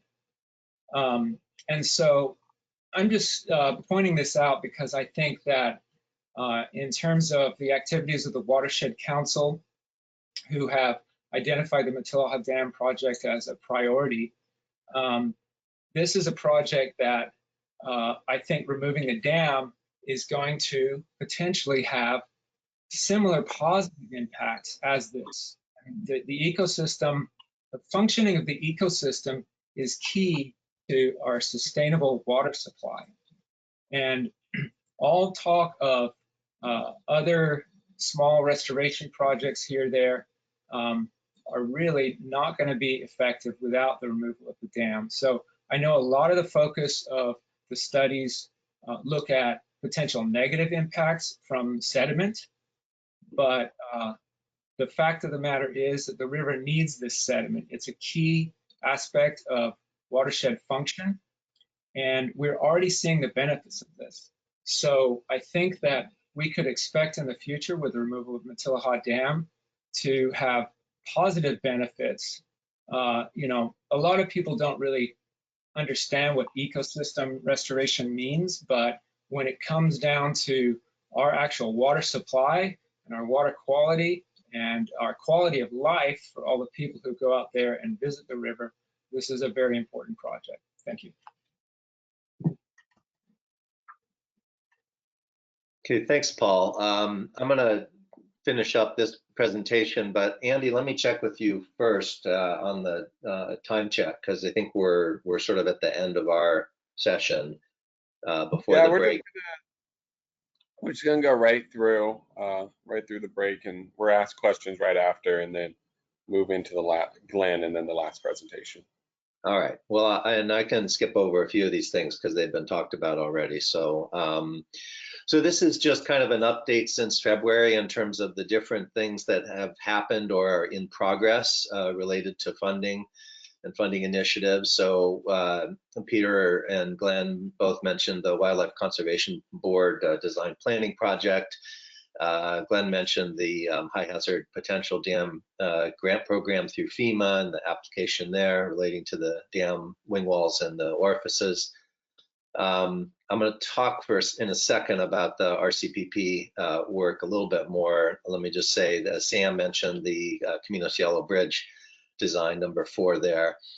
That's under development right now, and we're trying to get a revised draft in by mid-November and consideration and hopefully approval by the Conservancy Board early next year. And then below that is all stuff that's kind of developmental in terms of additional research into Army Corps of Engineer options that would really accept for consideration all of the work that the district and stakeholders are doing now in terms of the kind of locally driven feasibility study, everything you've been hearing about, and use that in lieu of a federal study for consideration and approval to advance to Congress. That's not uncomplicated, so it's requiring some additional work to see if that would be a viable path for components of the project, complicated by the fact that it's a different project than it used to be, particularly the dam removal component. But it's not, it's still an option worth considering. All of these options are on the table right now. In the fall, there will be in the early next year, there will be another round of the Prop 68 funding that includes Southern California Steelhead grants. And right now we're looking at that likely as a backup in case some of the other things above don't work out. The recreation planning and restoration animation are all, I think Peter talked about the recreation piece a bit. There's specifically an opportunity with the National Park Service's Recreational Trail and Conservation, Rivers, Trails and Conservation Assistance Program, where they provide in-kind support for a variety of activities, everything from community outreach to conceptual plan development, et cetera. Proposals for that are going to be due next early March. And critically, we would need a kind of a cost share or a primary funder to support like consultant work or you know, sort of the project side of the ledger to whatever in-kind support they would provide. So I don't know if that's going to be possible or not, but we have our eyes on it right now. And for both that and the animation ideas, this would be sort of digital animation that would show kind of how dam removal would progress and sort of what the river would look like post restoration. those are all in part to help to motivate support for and interest in the project over time from a kind of a communications perspective, as important as natural sediment and steelhead habitat access, et cetera. All those things, beach replenishment, all those things are extremely important liabilities related to potential flood risks, et cetera, that having this recreation component and kind of a vision for what comes after dam removal also seems very important. And finally, I just want to note that resilience bond that we have deferred, that got deferred by the legislature. It was pending earlier this year. There was an approved bill in the Senate and a pending bill in the Assembly, but those both kind of ran out the clock, and it looks like it'll be a couple years, complicated by all of the things that are now complicated from fires to COVID, et cetera, that will make that a longer term proposition. That's going to be key to long-term success, but we're obviously pursuing all these other things. So let me just circle back for a second before moving on. The RCPP Regional Conservation Partnership Program under the Natural Resources Conservation Service, number 3. That's it's part of a current $360 million national funding round under the partnership program, and it is what it says. It requires a partnership effort, and the district is trying to kind of organize that right now. We've initiated some outreach to a number of you about your interest in possibly participating. I think as we've looked at the opportunity and where the project is, it looks like focusing on planning and design related to the roadless diversion and the 3 levee projects will be critical, as will, and the planning component in particular would focus on sort of updating the federal side of environmental compliance, the NEPA studies, in order to qualify those facilities for future federal funding through NRCS, which is actually quite robust. It's nationally, there's a significant amount of money, even like I said, the $360 million under the current round. That's very typical of an annual regional conservation partnership program solicitation. There's a couple $100 million every year under the Watershed Act, et cetera. So it's a real opportunity potentially for the project or for various project components. We're also looking at the possibility of including some voluntary on-farm funding through NRCS as part of the proposal, as well as supplementing some of the work that's already going on with arundo and tamarisk removal. So that's our fingers crossed we'll be able to pull something together by the early November deadline, and it will kind of set the stage for a lot more to come after that and complement all these other opportunities. I'm just going to click through things here on the communication side. So these are all activities under what Sam described as the funding and outreach subcommittee. And so there's the kind of grants and funding being the primary kind of focus, but then there's communication activities, new project website under development.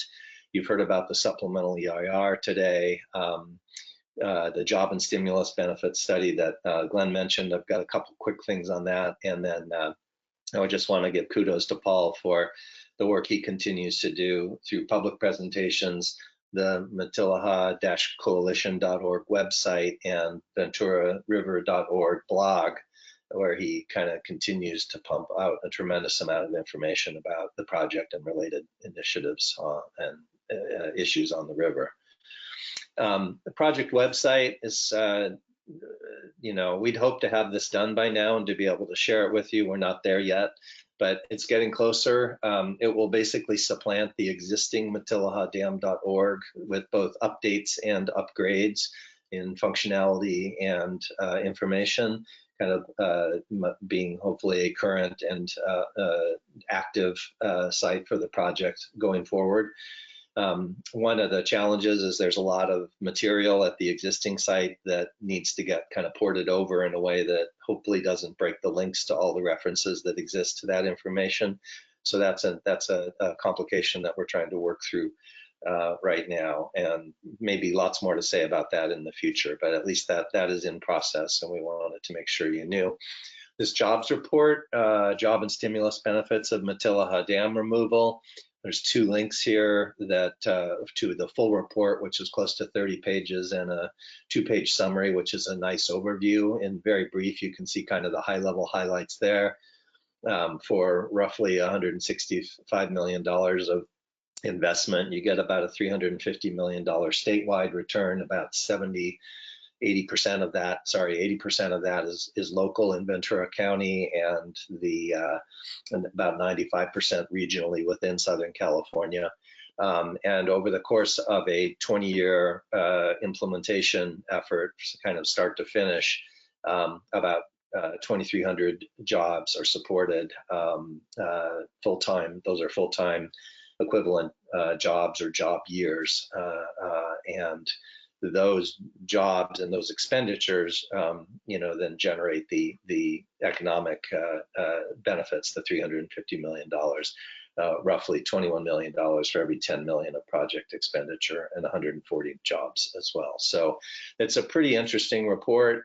It's driven by what's called an in-plan model, input-output model. It has those models have some limitations, but it's a pretty nice, I think, a very well done summary that provides a lot of information about the kind of these related aspects of the project. Just like recreation, it's another communications frame as well in terms of how to talk about the project when bond measures are under consideration or federal stimulus bills, et cetera. So we're pretty excited to have this in hand now. Stakeholder engagement, there's these meetings today. We're trying to do these biannually. The next one, I think this says March. We're looking actually at early April likely as the next community and technical updates. The Robles Working Group, that kind of rebooted starting day before yesterday on the 29th, and we'll be meeting monthly over the next 3 to 4 months through the end of the year to try to make some headway on a kind of alternatives reformulation for that facility and associated linkages to the Miners Oaks levee. So that's a important and exciting effort to have moving forward again. That links back in turn to the NRCS RCPP partnership that I mentioned, since those two facilities are both potentially focal projects or components for the watershed study and federal environmental compliance activities. And then there's, the work that Tyler talked to you about earlier in terms of sequescoping. So that's active right now. Political engagement, this is sort of a punt, but the reality is just that we had some great ideas about this year having a bunch of leadership tours of the watershed and Sacramento visits and so on, and that all kind of collapsed with the pandemic, and then with the deferral of the resilience bond, the fires, now the approaching election. So I think we'll probably reboot this activity after November and see where things stand and what we can do at that point. That's really it. I just kudos to Tyler for this last picture. This is a close-up shot of the sediment and the sort of channel being carved through the reservoir bed. Right up near the dam, the backside of the dam itself. So that's all I got. Thanks for your patience. And maybe we should, Andy, I'm going to hand it back to you and however you want to proceed. All right, thank you very much. So we'll open up at least the next 10 minutes to any kind of questions if we have any. Your guys' presentations were all very informative. Anyone on the call phone, please feel free to speak up. Please enter any questions into the chat window. Doesn't seem like we have many questions. Feel free to speak up, I guess. Hi, can you hear me? Yes, we can, Adam. Go ahead. Hi, Adam Fenn here. Recent property owner, just downstream from the dam itself, on Camino Cielo. Our property actually extends into the floodplain, and it's probably the widest part of the floodplain as one gets down from the dam itself. Now, I'm sure a lot of these questions, I don't want to slow down the presentation, so please cut me off if a lot of these questions will be answered later on, as I'm sure they probably will. But, you talked about sediment removal, sediment redistribution. no, I think the first question is this going to be a natural, as these two holes are blasted into the dam itself, is it naturally going to redistribute, or is it going to be physically removed? And then the second sort of follow-on question to that obviously pertains to, you know, we've recently purchased this property, and you know, part of our property lies on that floodplain. How will that affect our property further down?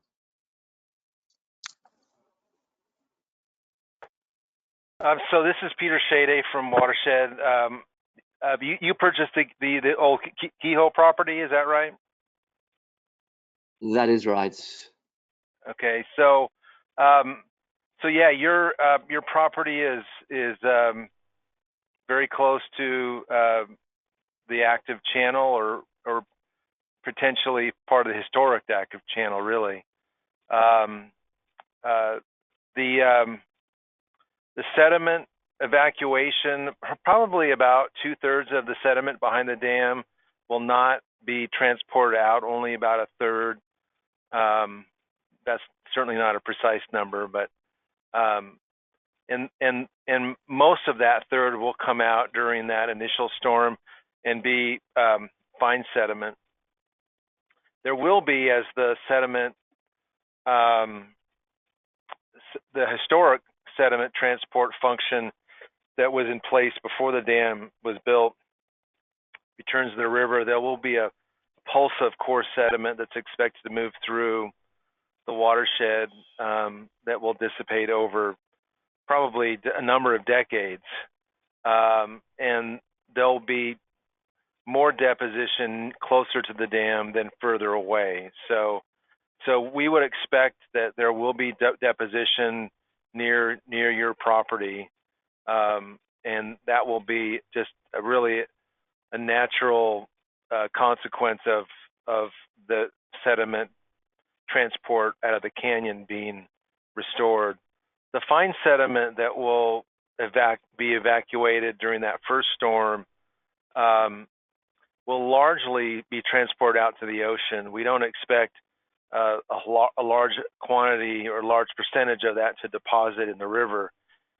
This is sediment that once it gets mobilized just continues to stay mobilized, and so as long as the river is flowing, it will go out to the ocean. So yeah, we would expect impacts to your property, and it probably will not in this meeting, but it probably will make sense at a later time to meet and talk to you about those impacts. Okay. Yeah. I'd assume that we would, you know, we'd have to have a sit down and discuss that, but absolutely, let's get that scheduled in at some stage. Thank you. And also, just to reiterate, the bird life around here has been amazing. There's been so much bird life in the last couple of months. So yeah, hopefully a good thing with all the sediment being put back in there. Thank you. Thank you, Adam. We got a question I'll read off here on behalf of Leslie Purcell. Has there been adequate consultation with appropriate Chumash groups as to their input on sites to be protected and other cultural considerations? ?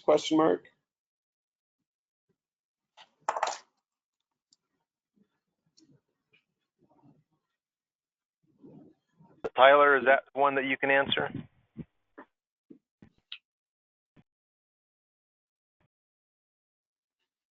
Yes, I was answering. I was on mute.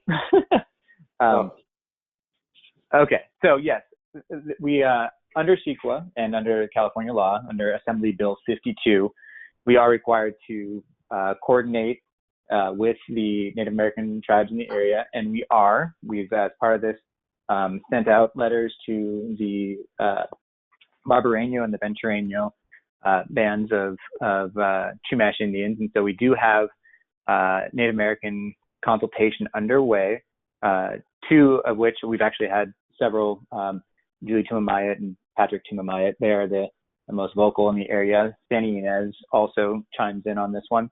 So we have been reaching out to them, and as part of that, we will be having mitigation requirements for Native American monitors on site as the projects continue. All right. Thank We you. also have a historical resources evaluation underway of Ventura Dam proper. So that is another thing that we will be discussing as part of the technical meeting later this afternoon. Thank you very much, Tyler. Next question we have to the group. Are we receiving, I'm sorry, it's from Jack. Are we receiving political support on the district and state level to secure stimulus funding for the removal and downstream facility upgrades? If yes, where do you see the bulk of the funding coming from? This is David Yardis. Let me take a first shot at this, and then if Peter or others want to chime in, that'd be great. So yes, we've been in touch with various representatives. I think district means the congressional district level, but obviously also through the Watershed Protection District. They included several of these components in a broader stimulus request that was submitted to the federal representatives 3-4 months ago. The idea of federal stimulus has been a bit of a moving target, though part of the reason for pursuing the NRCS options is that those authorities are often looked to as a potential vehicle for federal stimulus funding. So even though it means doing some additional planning work in terms of the federal environmental compliance, et cetera, that ultimately seems like it's worth the effort in order to be positioned to take advantage of those opportunities.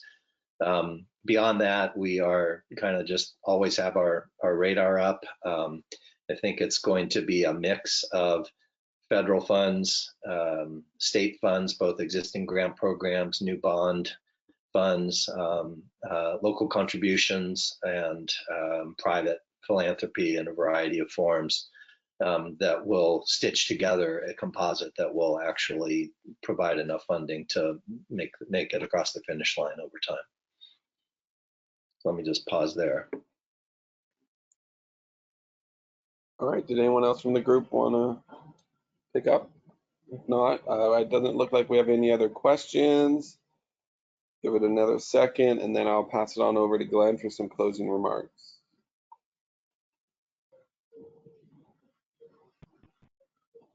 All right. Well, Glenn, I will pass the baton back over to you. So, so this is Peter Shade. I think Glenn had to step away for other meetings. So I just want to thank everybody for their continued support for the project. I think, you know, if in seeing where we've come in the last 4 years, there's been a lot of work on the project done. We've been successful in gaining a lot of financial support for the project and move the project forward. You know, it's looking very positive to get the design done on various project components in the next few years. So we'll be shovel ready when funding does become available through a state bond or through other federal programs like NRCS's RCPP. And then at that point, you know, of course, we'll be looking at implementation. So this is a long haul. It's a long project. And so, you know, our focus is to stay focused and move the project forward. And so we thank you again for all your support and continued involvement. Please comment on this through the CEQA process. And of course, we're always available to discuss the project. As was discussed by David, we hope to have our new website online here in the next month or so. And at that point, you know, we'll have a lot of documents up there that you probably don't have access to right now, and a lot of contact information up there, ways that you can make comments or ask questions. So that'll be a very positive move. And just as the last plug, if some of you who weren't aware of it are available this afternoon, there'll be a lot more detailed information about analyses that have been done and are ongoing that I think may be of interest to some of you. So please attend if you have time. All right, thank you I'll turn very it much. back over to you. Thanks. Thank you. We'll move on to our last agenda item from the City of Ventura. Jennifer Trudeau will be discussing the Ventura River Watershed Adjudication Update. Give me just a minute here, Jen. I'll send you the permissions to present. It should be coming to your screen now.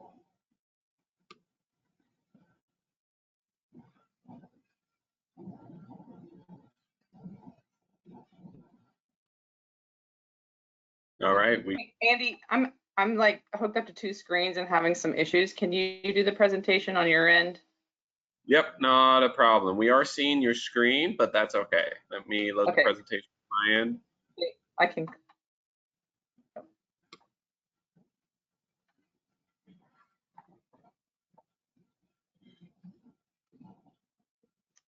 Almost there, just a minute, everyone.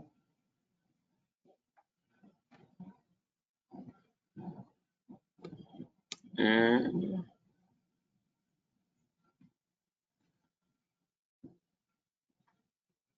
okay, just bear with me. I'm going to take the screen away and share mine.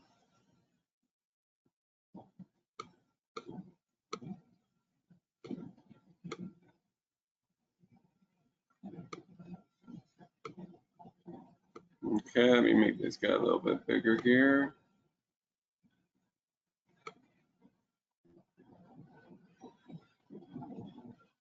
All righty, you tell me when.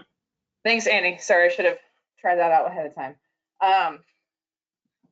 Okay, so my name is Jennifer Trudeau, and I'm with the City of Ventura in the Water Department. And I'm sure most of you have heard about the watershed adjudication and the proposed physical solution. So I just wanted to provide everyone an overview and a little bit of an update. And our General Manager, Susan Rundgren, and a representative from our State Attorney's Office, Miles Hogan, are also available to answer questions at the end if necessary. Next. Okay, so I think as we all know, the Ventura River Watershed is an important water supply for residents of the Ojai Valley and City of Ventura, as well as critical habitat for Southern California steelhead and other important wildlife species. Watershed experiences periods of very high flows and very dry periods. From time to time, the variability of this rainfall, coupled with the human and non-human demands on the watershed, create conflict and strains on the system. So in 2014, Santa Barbara Channelkeeper filed a lawsuit against the city and the state of California related to this balance between human and non-human uses of the watershed. And ultimately, the Court of Appeal decided the city's use had to be measured against the other uses of the watershed and allowed us to bring a cross complaint against everyone extracting water in the system. And the State Water Resource Control Board and California Department of Fish and Wildlife are also working on studies to determine how much water is needed for the steelhead and the extent of groundwater surface water interactions. Once completed, these studies could limit the amount of water available for consumptive uses in the watershed. So a group of municipal and agriculture users in the watershed have been working on a local solution to protect the watershed. And on September 15th of this year, the fiscal solution was released. It's designed to create a locally controlled watershed-wide approach to balance water needs within and the health of the steelhead. Next. So the developers of the plan relied on many studies that have been conducted through the watershed in the past, and especially the watershed management plan developed by this Watershed Council. First, I want to talk about what the solution does not do. It does not determine water rights or include any water allocations. Instead, it focuses on specific improvements to the watershed and the protection of historical flows in order to maintain steelhead in good condition. In order to do so, the solution has 4 main components: habitat, flow, governance, and enforcement. Expert analysis concluded that the flow in the river has remained relatively steady, meaning the steelhead population were doing well at some point in time under the same flow conditions as this exists today. It's believed that the habitat and the access to habitat is what has degraded over time and has negatively impacted the population. Therefore, if historical flows are maintained and habitat conditions are improved, then the steelhead population will return to good condition. I'm going to talk about the habitat and flow measures in a little bit more detail in the next couple of slides. But I did want to go through that the management and the implementation. The physical solution has 3 phases: adoption phase, implementation phase, and adaptive management phase. So the adoption phase will start once the physical solution is in place and lasts 18 months. And during that time, a management committee will be formed from existing agencies and water users. The main objective of the management committee will be to create this 10-year management plan to address all the details that are included in the physical solution. Also during this time, there will be some rundown removal occurring. The city will remove 2 passage barriers in Foster Park, and monitoring activities will commence. And then the implementation phase is a 10-year period to actually implement the details of the management plan. And the management committee will oversee implementation of the specific projects designed to improve the habitat. I'm going to go over those projects in a few slides. And then also during this time, the committee will be responsible for providing annual regular updates to the court on progress. Once that 10 years has been completed, then the progress will be assessed. If significant improvement has not been made, then a second phase will be implemented, and thus the adaptive management. Next. So these are the key issues I'm going to go over the next few slides. But I did want to address the question of enforcement and why the court needs to maintain jurisdiction over this issue in order for these efforts to be successful. Enforcement will really allow this locally approach to be meaningful. The court binding agreement will provide a sense of stability, accountability, and certainty. It ensures that the physical solution will be implemented and that all parties will know what they need to do in order to be successful. Next. Okay, so while the focus of the physical solution is on habitat improvement, it does recognize the need to protect at least 3 high-priority juvenile rearing reaches. The plan includes language on monitoring and feasibility assessments in San Antonio Creek and North Fork Mintillaha, but it does include specific measures to be taken by the city in the Foster Park area, and this is called the Foster Park Flow Regime in the solution. And this really started last year with the installation of 2 new flow gauges on the river upstream and downstream of our facilities. And the data from those gauges can be accessed from our Ventura Water website now. And you can see the upstream gauge VR1 is located in the Casita Springs area, and then the VR2 gauge is located just downstream of the subsurface wall that's exposed in Foster Park. And so we're constantly measuring flow at these 2 facilities gauges, and when flow at the upstream gauge reaches 4 CFS, then we shut off our wells. We have 2 current wells operating right now, so we'll shut both those wells off.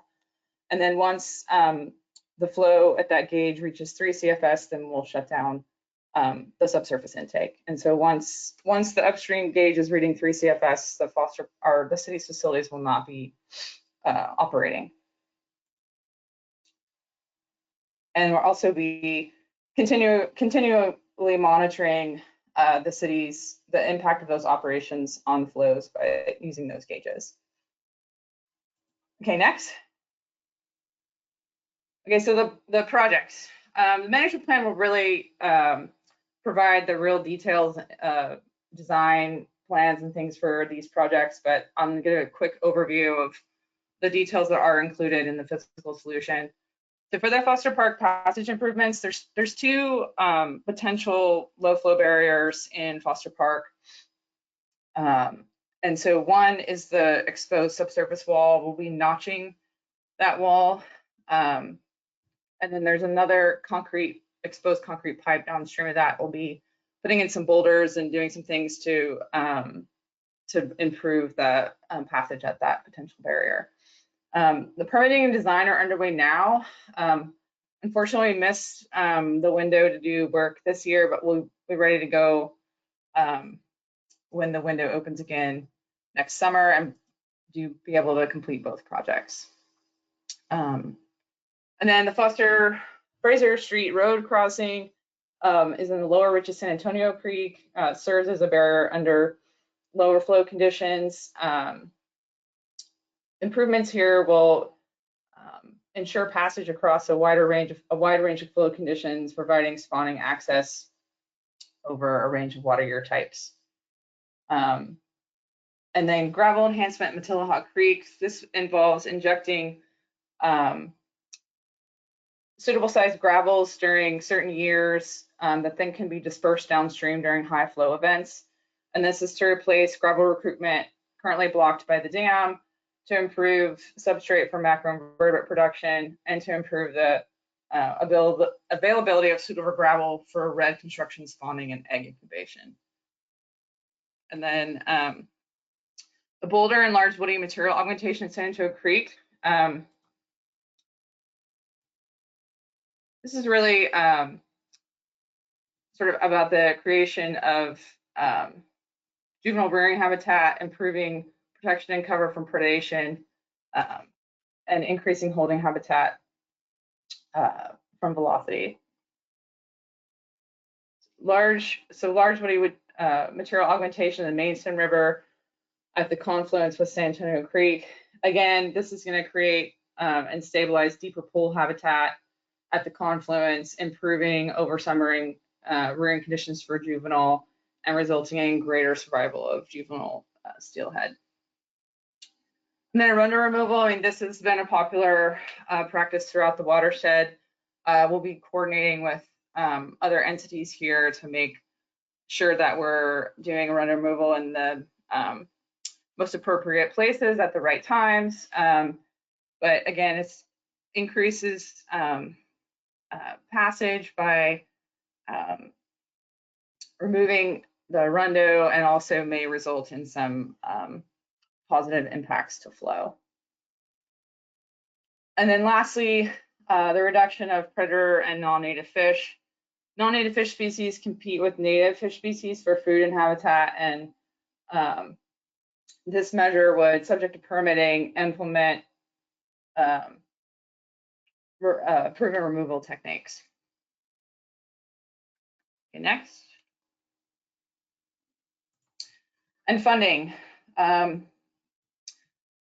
city and consumptive users have funded the adjudication to this point and will continue to support implementation of the fiscal solution through the adoption phase. Following the adoption of the solution, so following the 18-month development phase, water users within the watershed will be asked to assist the parties in funding the implementation of the plan. So like the adoption phase first is 18 months, and the estimated cost to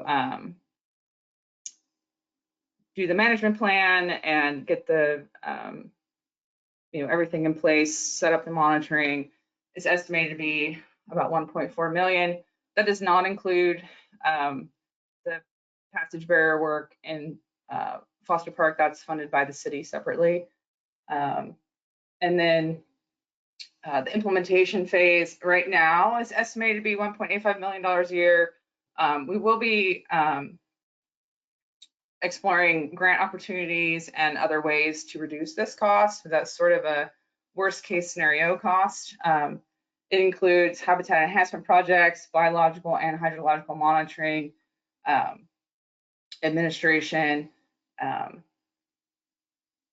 and this based on the current usage of water estimated usage of water in the watershed. This does estimate to be approximately $100 per acre foot and would not apply to those using less than 5 acre feet per year of water. Next. There's a little bit on GSA integration. I'll say there are 2 existing groundwater sustainability agencies in the watershed, Ventura River Watershed, or Upper Ventura River Groundwater Agency and the Ojai Basin Groundwater Management Agency. This solution does not take away any of their authority. However, it is designed to address and solve one of the undesirable effects that the groundwater sustainability plans require them to address, and that's the impacts to interconnected surface waters. And the GSAs will have the option of adopting the physical solution in order to meet that requirement if they so choose. And then we'll also be working to coordinate monitoring efforts and data collection. And then the details of how this will all work together will be worked out more during the development of the management plan. Next. Okay, so now that the physical solution has been developed and is available for review, there's a meet and confer process happening through October. The next status conference is November 16th, and then we estimated that a hearing on the physical solution would be in 2021. And I'm happy to answer questions. And like I said, Susan Rundgren and Miles Hogan are also available to answer questions. So it looks like we got 2 questions. First one's from Bert Handy, asking about the V1 flow. He's wondering, is it decided on a 3-day average? So the gauge is measuring constantly. But yes, well, so the way the flow regime is worded is that it's a daily average, and if the daily average is less than 4 for 3 consecutive days, then we shut off the wells. Okay, thank you. Next question I have is from Christian Romberger. How were the 4 and 3 CFS cutoffs for extraction limitations decided upon? What is the average CFS through the Foster Park?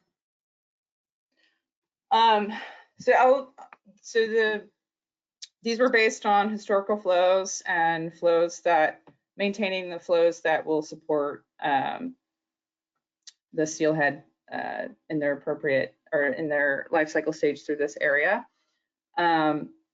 The average flows through Foster Park vary widely. I mean, it depends on what time of year. The USGS gauge, I can see this Vista, is the one that has been monitoring flows through this area the longest, but it's further downstream. It's downstream of Foster Park, and it isn't great at measuring low flows. And so it's hard to say what the average flow through that reaches. Right now, flows are around 8 at the upstream gauge. Okay. Thank you. Next question from Paul Jenkin. How does the physical solution address water balance in the watershed and in in-stream flows? Miles, can you take that one?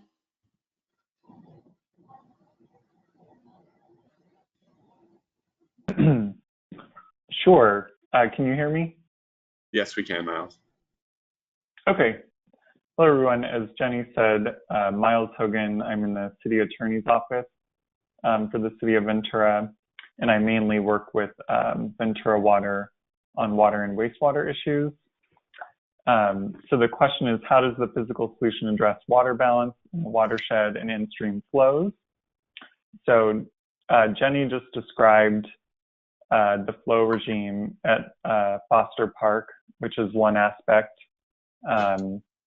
As Jenny explained earlier, the historical record of flows was looked at, and primarily looking at conditions prior to the 1950s, and particular before 1958, when more of the dramatic changes to the watershed were made. And as Jenny noted, when the steelhead was in better condition, the flows were similar to what they are in the watershed today. So the primary focus is on the habitat restoration and ensuring there is access to habitat, and there's sufficient improved habitat to bring the steelhead into better condition. The physical solution does consider the existing report that's out by the California Department of Fish and Wildlife, and the ongoing studies that they're doing and the State Water Board is doing. The idea is to coordinate with those ongoing efforts that will provide additional information regarding flows in the watershed. Jenny, does that cover it, or were you looking for something further? No, that sounds good. Okay, thank you. Next question, Ben Pereira, I'll ask you to speak up. Thanks. A few comments. So one observation that I just want to make, I think it's fitting that, you know, we're having a conversation about this issue during the meeting where we've also been talking about Matilha Dam. I think that these two issues perhaps are the most significant, you know, things going on related to the long-term viability of, you know, the Ventura River watershed and its ecosystem and the surrounding community. And so a contrast that I've observed, you know, and that I noted following the presentation this morning about the dam removal efforts, you know, that process to determine the final solution, you know, in some ways, and I think my earlier comment kind of pushed on this a little bit, you know, the amount of time that's being taken to make sure that everything's done right, and the amount of money that's being spent on studies, right, and design to make sure that everything's done properly. By contrast, we don't feel that this proposed solution has taken a similarly adequate amount of time to flesh itself out, this proposal. And the primary reason why I say that is because, as it's been noted, Department of Fish and Wildlife and the State Water Board are currently working on some long-term studies that determine how much water endangered species and other wildlife need in the river, as well as modeling how surface and groundwater are interconnected. And it's difficult to see how we can, you know, identify a real adequate solution before those studies have been released. We anticipate, we've been told, that they're going to be released in the relatively near future. The Fish and Wildlife Criteria report that was just noted, as this proposal being based on, I just want to note that it's a preliminary report, and it's already been identified by Fish and Wildlife that there are some deficiencies with regard to some of the models and how they relate to Southern California watersheds and this watershed in particular. So it's too early, we believe, to develop flow recommendation or flow criteria before that information isn't even available. It's sort of inferred that the future studies will be wrapped into the process, the design, the phases. There's the phase 1 and then the implementation phase. But it's very unclear how that will be the case. There's a proposal to design this a management committee that will make decisions on how the proposal is going to be implemented. The management committee is made up entirely of the voting members are entirely the water purveyors. The state agencies don't have a seat at that table at all. It's proposed that there could be an environmental representation on that committee, but the environmental representation doesn't have a vote, and if they did, they would be 1 of 5 or 1 of 6. So it's not clear how this process will incorporate state agency, the information that's being developed and the best available science. The Foster Park flow regime that we were pleased to, agree to with the city recently. I apologize. 1 second. I'm going to mute myself.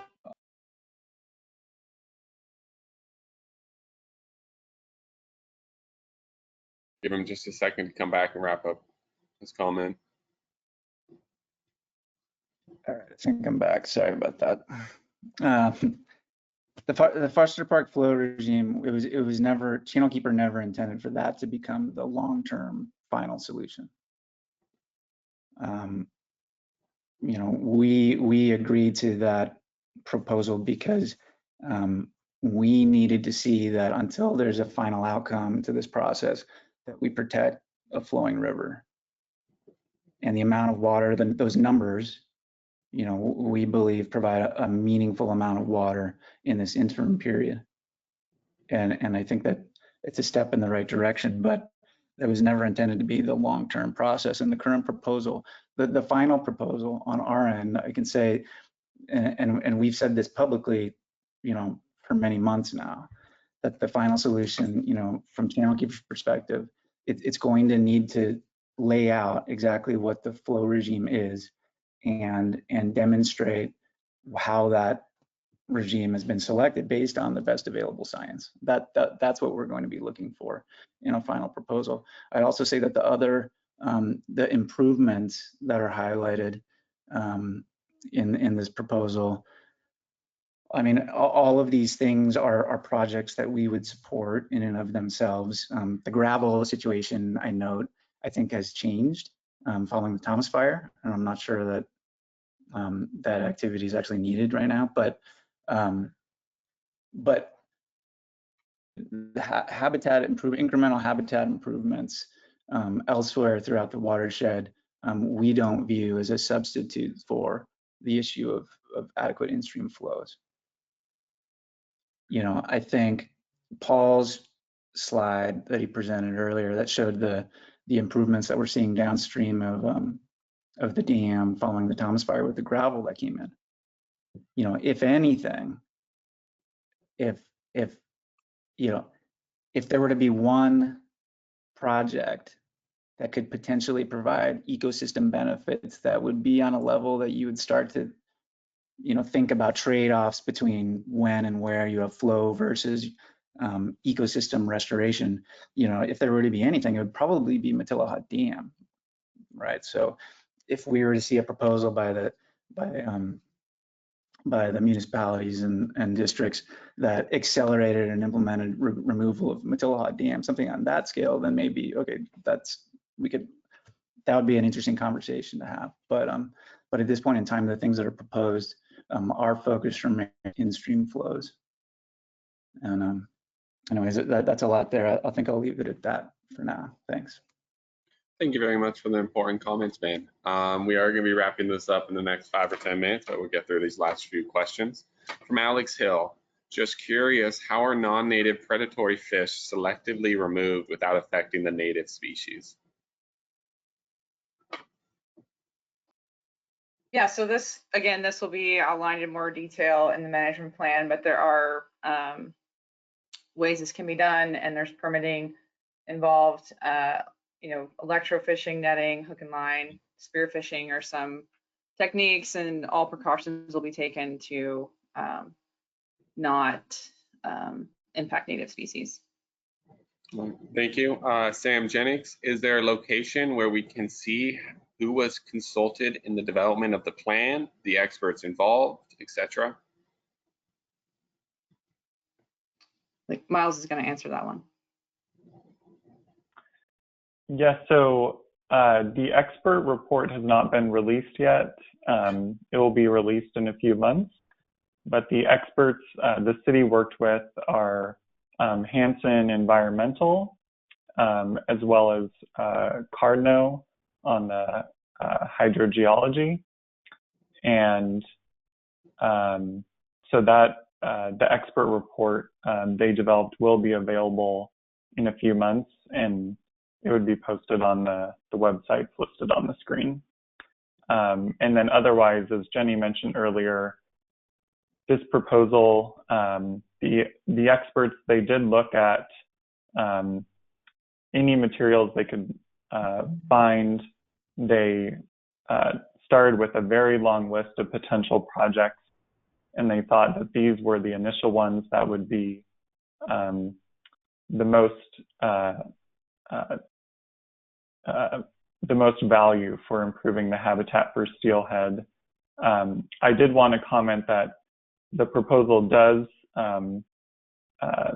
identify the need of the removal of Matilaha Dam and does call on the parties to support those efforts because that will open up so much access to steelhead habitat, as has been discussed a lot on this call. So I think I'll leave it at that. All righty, moving on forward. Another one from Paul Jenkins. The watershed is overflowing with gravel. How does artificial nourishment help with the water supply? Without Matilaha Dam removal, all artificial restoration is meaningless.